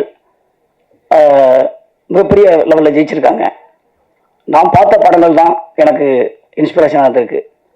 கிழக்கு சீமையிலே, வருஷம் 16, கேளடி கண்மணி, ராசாவின் மனசில், கிழக்கு வாசல் அப்படின்னு 90களில் நான் பார்த்த படங்கள் தான் என்னை சினிமாவுக்கு நோக்கி என்னை தள்ளிச்சு. இளையராஜா அவர்களுடைய இசையும் எனக்கு மிகப்பெரிய இன்ஸ்பிரேஷன் கொடுத்து சினிமா மேலே நான் வர்றதுக்கு. அந்த தேடுதலோட சினிமாக்குள்ளே வந்து வாய்ப்புகள் தேடி அலையும் போது என்னை முதலாக அசிஸ்டன்ட் டைரக்டராக சேர்த்துக்கிட்ட ரவிமையா சார் இங்கே வந்திருக்காரு. அவருக்கு என்னுடைய நன்றி. சூப்பர் குட் ஃபிலிம்ஸில் தான் நான் முதல்ல அசிஸ்டன்ட் டைரக்டராக ஒர்க் பண்ணேன். அதுவே எனக்கு பெரிய சந்தோஷமாக நிறைவு கொடுத்துச்சு. அதுக்கு பிறகு ஒவ்வொரு கட்டத்திலையும் என்னை நகர்த்தி கொண்டு போன என்னோட நண்பர்கள், என்னுடைய நெருக்கமான நண்பர் இயக்குனர் லெனின் பாரதி சார் வந்திருக்காரு. அவருக்கு நன்றி. கோகுல் சார் கூட நாங்கள் நிறைய ட்ராவல் ஆகியிருக்கேன். நாங்கள் சக்தியும் படத்துலேருந்து ஒன்றா ஒர்க் பண்ணோம். நான், கோகுல் சார், திரு சார் எல்லாமே ஒர்க் பண்ணோம். ஸோ அப்போலேருந்து கோகுல் சார் என்னுடைய கதைகள் மேலேயும் என் மேலேயும் மிகப்பெரிய நம்பிக்கையை வச்சிருந்தார். எனக்கு எப்போவுமே நல்ல ஒரு கைட் பண்ணிகிட்டே இருப்பார். சுசீந்திரன் சார் இந்த ஸ்டேஜில் இல்லை, அவர் எனக்கு முக்கியமான ஒரு சினிமாவில் வழிகாட்டியாக இருந்தார். அவருடைய ஆதரவால் காதல் செய்யும், பாண்டியநாடும் எனக்கு பெரிய சினிமா மேலே ஒரு நம்பிக்கையை கொடுக்கறதுக்கு ஒரு பெரிய ஒரு உந்துதலாக இருந்தது. அந்த 2 படத்தில் நான் அவர் கூட இருந்தேன். இந்த படத்தை பற்றி சொல்லணும்னா, தானராமதி சார் வீராய் மக்கள் கதை எழுதிட்டு நான் தயாரிப்பாளர் சுரேஷ் நந்தா அவர்கிட்ட நான் சொல்லும்போது அவர்கிட்ட நான் சொன்ன ஒரே விஷயம் என்னன்னா, இந்த கதையில் வேலா சார் இல்லாமல் இந்த படத்தை நம்ம ஸ்டார்ட் பண்ணவே போக முடியாது, அதுக்கு நீங்கள் எந்த ஆர்டிஸ்ட் கொடுத்தாலும் நான் ஒத்துக்க மாட்டேன். ஏன்னா அந்த உடல் மொழியை, அந்த மண்ணோடைய அந்த அந்த பாடி லாங்குவேஜை அவர்கிட்ட தான் நான் பார்த்துருக்கேன் சினிமாவில் சமீப கால படங்கள்ல எல்லாம். மதையானை கூட்டமும் கிடாரி ரெண்டு படம் போதும் அவர் சிறந்த நடிகர்னு எல்லாத்துக்கும் சொல்றதுக்கு. அப்படி ஒரு எக்ஸ்பிரஷன்ஸ் அந்த இதில் இருக்கும். அந்த 2 படமே எனக்கு பயங்கரமா பெரிய இதாகிடுச்சு. எமோஷனலா கோபமான வேலா சாரை அப்படியே சாந்தமான அன்பான ஒரு பாசமான மனுஷனா நான் காட்டணும். நான் எழுதி மருதமுத்துங்க இந்த கேரக்டரை அவர் பிரமாதமா ஸ்கிரீனில் கொண்டு வந்து சேர்த்துட்டார். அது வந்து மிகப்பெரிய இந்த படத்துக்கு ப்ளஸ்ஸாக அமைஞ்சிருக்கு. அப்புறம் தீபாக்கா அவங்கள பற்றி சொல்லணும்னா, கிராமங்களில் வந்து அண்ணன் தம்பிகளுக்குள்ள பிரச்சனை, உறவுமுறைகளுக்கு சிக்கல்கள்னா அதில் ஃபஸ்ட்டு பாதிக்கப்படுறது தங்கச்சி தான். ஏன்னா ஒரு அண்ணன்கிட்ட பேசினா இன்னொரு அண்ணன் கோச்சிப்பாரு, இன்னொரு தம்பி கோச்சிப்பான். அப்படி உடஞ்சி கிடக்கும்போது அந்த அத்தைகளுடைய பெயின் இருக்குல்ல, அதை நான் கண்மணி பார்த்துருக்கேன். நம்ம ஊருக்குள்ளே போனாலே எங்கள் அத்தை என்னை பார்த்து அழுதுகிட்டே போவாங்க. எங்கள் குடும்பத்தை அவங்க கொஞ்ச நாள் பேசலை, எதுக்கு அழுகிறாங்கன்னே தெரியாது. ஏன்னா அண்ணன் பையனை அவங்க பிள்ளைய தான் அவங்க பார்ப்பாங்க.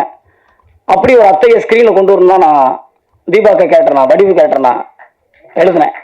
அதை பிரமாதமாக அந்த அந்த அந்த அந்த கலாச்சாரத்தோட அந்த மண்மனம் மாணவ யதார்த்தத்தோட அவங்க ரொம்ப அழகாக கொண்டு வந்திருந்தாங்க. அப்புறம் மாரிம் சார், அவர் வந்து இந்த ஸ்டேஜில் இருக்கணும் ரொம்ப ஆசைப்பட்டோம். அவருடைய இழப்பு ரொம்ப ஈடு செய்ய முடியாத ஒரு இழப்பாறு ஆயிடுச்சு. இந்த கதைக்கு அவர் கொடுத்த ஒத்துழைப்பு மறக்க முடியாது. ஒரு குடும்பமாக எல்லாருமே இந்த படத்தில் கோஆர்டினேட் பண்ணி தான் இந்த படத்தை நாங்கள் பண்ணோம். சிந்தியா மேம் அவங்க ஒரு நெகட்டிவ் ஷேடோ கேரக்டர், அங்கம்மான ஒரு கேரக்டரு. அதை வந்து அது கிராமத்திலாம் பார்த்தீங்கன்னா ஒரு சண்டை ஒரு ஆரம்பிச்சாங்கன்னா, யாரோ ஒரு ஆடு மேஞ்சதுக்கு, ஒரு கோழி மேஞ்சதுக்கு, ஏதோ ஒரு சின்ன ஒரு விஷயம் நடந்திருக்கும். அதை வந்து அவங்க பேச ஆரம்பிச்சாங்கன்னா, தண்ணி தூக்க போகும்போது பேசுவாங்க, புல்லு கட்டுத்திட்டு போகும்போது பேசுவாங்க, ஆடு கட்டிட்டு போகும்போது பேசுவாங்க. முதல் நாள் தான் சண்டை முடிஞ்சு நம்ம விட்டோம்னா அது 2ஆவது நாள் ஆரம்பிச்சுவாங்க. ஒரு சண்டை ஒரு வாரம் 1 மாதம் வரைக்கும் போயிட்டே இருக்கும். அவங்க திட்டிகிட்டே இருப்பாங்க. இதெல்லாம் நம்ம நிறைய கிராமங்களில் பார்த்துருக்கோம். ஸோ அந்த மாதிரி ஒரு கேரக்டரை நான் வந்து ஸ்க்ரீனில் கொண்டு வரணும்னு நான் நினச்சேன். அதே அந்த நெகட்டிவ் ஷேடோ கேரக்டர் எமோஷனலாக ஒரு ஆளுக்கு பாசிட்டிவாக மாறுற ஒரு விஷயம் இருக்கு இல்லையா, அது சடனாக நடந்துடும். அதை வந்து ரொம்ப அழகாக சிந்தியா மேம் பண்ணியிருக்காங்க. ரமா மேம் வந்து இதில் வேலா சார் அந்த குடும்பத்தில் மூத்த மருமகளை பண்ணியிருக்காங்க. சாரோடைய ஒய்ஃபாக நடிச்சிருக்காங்க. எல்லா குடும்பங்கள்லையுமே பார்த்தீங்கன்னா அம்மா தான் வந்து தியாகத்தோட மொத்த உருவமாக இருப்பாங்க. எல்லாத்தையும் கூட்டு குடும்ப வாழ்க்கையில் பார்த்தீங்கன்னா ஒரு 20 பேர் 25 பேர் இருப்பாங்க. எங்கள் அம்மா அப்படி இருந்திருக்காங்க.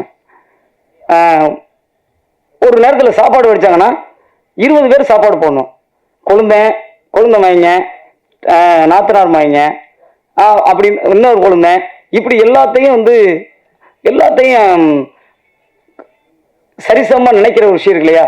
அவங்களுக்குள்ள சின்ன சின்ன விஷயங்கள் முரண்பாடுகள் இருந்தாலும் அதையெல்லாம் அப்படியே வந்து அப்பா சித்தப்பா எல்லாம் கோபமாக இருந்தால் கூட அவங்க எல்லாத்தையும் அதை பேலன்ஸ் பண்ணி அந்த குடும்பம் உடையாமல் போய் கொண்டு போகிறது அம்மாக்கள் தான். அம்மாக்களுடைய தியாகத்தில் தான் இன்னும் நிறைய கூட்டு குடும்பம் இங்கே வாழ்ந்துட்டு இருக்காங்க. ஸோ அப்படி ஒரு கேரக்டரை ரமா மேம் வந்து ரொம்ப நல்லா பண்ணியிருக்காங்க. அவங்களுக்கு என்னுடைய நன்றி. அப்புறம் இணை தயாரிப்பாளர் இளத்தரனை பற்றி சொல்லணும். அவர் வந்து இந்த படம் கதை எழுதின பிறகு பாண்டியர் இந்த கதை எழுதின பிறகு நான் வெள்ளத்தரனை போய் பார்த்தபோது ஃபஸ்ட்டு இந்த படத்தில் அவர் இணை தயாரிப்பாளர் வர்றதுக்கான விஷயங்கள் இல்லை. ஸோ அப்புறம் வந்து இந்த படத்தோட பாடல்களை கேட்டார், கதையை கேட்டவொடனே இந்த படத்துக்கு நானும் ஒரு சப்போர்ட் பண்ணுறேன் தம்பி அப்படின்னு சொல்லிட்டு இந்த படத்துக்கு அவர் பட்ட உழைப்பை வந்து நான் சாதாரணமாக சொல்ல முடியாது. அவ்வளோ போல எங்களை எல்லாத்தையும் அரவணைச்சு ஒரு ப்ரொடியூசர் மாதிரி அவர் நடந்துக்கல, ஒரு ப்ரொடக்ஷன் மேனேஜர் மாதிரி ஒரு எல்லா விஷயத்துலையுமே அவர் வந்து காலையிலேருந்து சாயங்காலம் வரைக்கும் படத்துக்கான விஷயத்தை மட்டுமே எஃபெக்டிவாக செஞ்ச ஒரு வெள்ளத்தூர் அண்ணன். அவருக்கு என்னுடைய நன்றி. சுரேஷ் நந்தா என்னுடைய தயாரிப்பாளர். அவர் வந்து நானும் அவரும் ஒரு ஷூட்டிங்லாம் மீட் பண்ணோம். அதுக்கு பிறகு அவர்கிட்ட வந்து இந்த கதையை சொன்ன நாள்ல இருந்து இந்த கதையை நம்ம பண்ணணும்னு சொல்லி ஒரு 3 வருஷமா அந்த கதைக்கான ட்ராவல் நாங்கள் பண்ணிகிட்டே இருந்தோம். அதுக்கு பிறகு ஒரு நாள் சார் இதை ஆரம்பிச்சிடலாம் அப்படின்னு. அடுத்த ஷெட்யூல் எப்படி வரும்னு எங்களுக்கு தெரியல, நம்பிக்கை மட்டும்தான் இருந்துச்சு. இந்த படம் கண்டிப்பாக முடிஞ்சு ஒரு ஆடியோ லான்ச் நடந்து ரிலீஸ் ஆகணும், அந்த நம்பிக்கையோட தான் இந்த படத்தை நாங்கள் ஆரம்பித்தோம். இன்னைக்கு இந்த ஸ்டேஜில் வந்து நின்றுருக்கோம். அதுக்கு அவருடைய ஒத்துழைப்பு தான், சினிமா மேலே அவருக்கு உள்ள நேசிப்பு தான் இந்த படம் இவ்வளோ சிறப்பாக வர்றதுக்கு காரணம். அவருக்கு என்னுடைய நன்றி. பாண்டியக்கா வீராய் கேரக்டர் படத்தோட டைட்டில் ரோல் பண்ணியிருக்காங்க.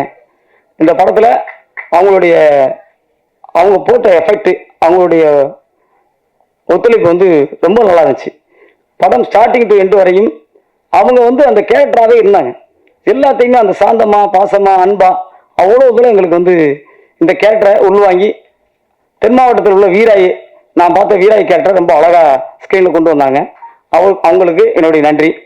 மற்றும் படத்தில் நடித்திருக்க அத்தனை நடிகர்களுக்கும் என்னுடைய நன்றி. குறிப்பாக என்னுடைய technical team, music director Deepan Chakravarthy, cameraman M Srinivasan, editor Muganvel, art director Ravees, பாடலாசிரியர் Madhurakavi sir, PRO Sathish sir. இந்த படத்துக்கு நீங்கள் கொடுத்த ஒத்துழைப்பு மறக்க முடியாது. உங்கள் அனைவருக்கும் என்னுடைய நன்றி. வேலுமணி அண்ணன் படத்தோட ப்ரொடக்ஷன் மேனேஜர். அவர் ஒரு ப்ரொடக்ஷன் மேனேஜர் மாதிரி இல்லாமல் எங்கள் கூட பிறந்த அண்ணன் மாதிரி இந்த படத்தை எப்படியாச்சும் கரெக்டாக கொண்டு போய் சேர்க்கணுங்கிறதுல பிகினிங் டு எண்டு வரையும் இன்னைக்கு வரையும் அவருடைய உழைப்பு மறக்க முடியாத ஒரு விஷயமா இருக்கு. அவருக்கு எங்களுடைய நன்றி. இந்த படத்தில் எங்க கூட ஒர்க் பண்ண என்னுடைய இணை துணை உதவி இயக்குநர்கள், அவங்களுக்கு என்னுடைய நன்றி. அவங்க தான் முழுக்க இந்த படத்தில் பிகினிங் டு எண்டு வரையும் எங்க கூட டிராவல் ஆனாங்க. என்னுடைய நண்பன் ரத்னவேலு என் கூட இந்த படம் ஸ்டார்டிங் டு எண்டு வரையும் இப்போ வரைக்கும் என் கூட நிற்கிற என் நண்பன் ரத்னவேலு, அவருக்கு என்னுடைய நன்றி, வாழ்த்துக்கள் தான். அப்புறம் இந்த இசை வெளியீட்டு விழாவுக்கு வந்திருக்கிற உங்கள் அனைவருக்கும் என்னுடைய நன்றியை தெரிவித்துக் கொள்கிறேன். எங்கள் குழுவினரின் சார்பாக என்னுடைய நன்றியை தெரிவித்துக் கொள்கிறேன். எப்பவும் எனக்கு சப்போர்ட்டா இருக்கிற என்னுடைய மனைவி, என்னுடைய குடும்பத்தார், என்னுடைய அம்மா, அவங்களுக்கு என்னுடைய நன்றியை தெரிவித்து என் மண்ணுக்கும் என் மனிதர்களுக்கும் வீராய் மக்களை சமர்ப்பிக்கிறேன். நன்றி, வணக்கம். அடுத்ததாக நமது அன்பின் அடையாளங்களாக நம் விரல் பிடித்து அடைத்து சென்ற உறவும் ஊரும் இரத்த சொந்தங்களை அண்ணன் தம்பி கதைக்குள் சொல்ல போகும் வீராயி மக்கள் படத்தின் இசை வெளியீடு இப்போது சிறப்பு விருந்தினர்கள் வெளியிட படக்குழுவினர்கள் இப்போது பெற்றுக் கொள்வார்கள். வீராயி மக்கள் படம் ஆகஸ்ட் 9 திரையரங்கில் வெளியிட உள்ளது. எப்படி இன்று திரளாக இருந்து இந்த விழாவை சிறப்பித்தீர்களோ அதே போல் தியேட்டர்ல ரிலீஸ் ஆகும் போது எல்லாரும் சப்போர்ட் பண்ணணும். நன்றி, வணக்கம். வந்திருந்து சிறப்பு செய்த அனைவருக்கும் அன்பும் நன்றியும். Thank you so much. Good night, take care, by.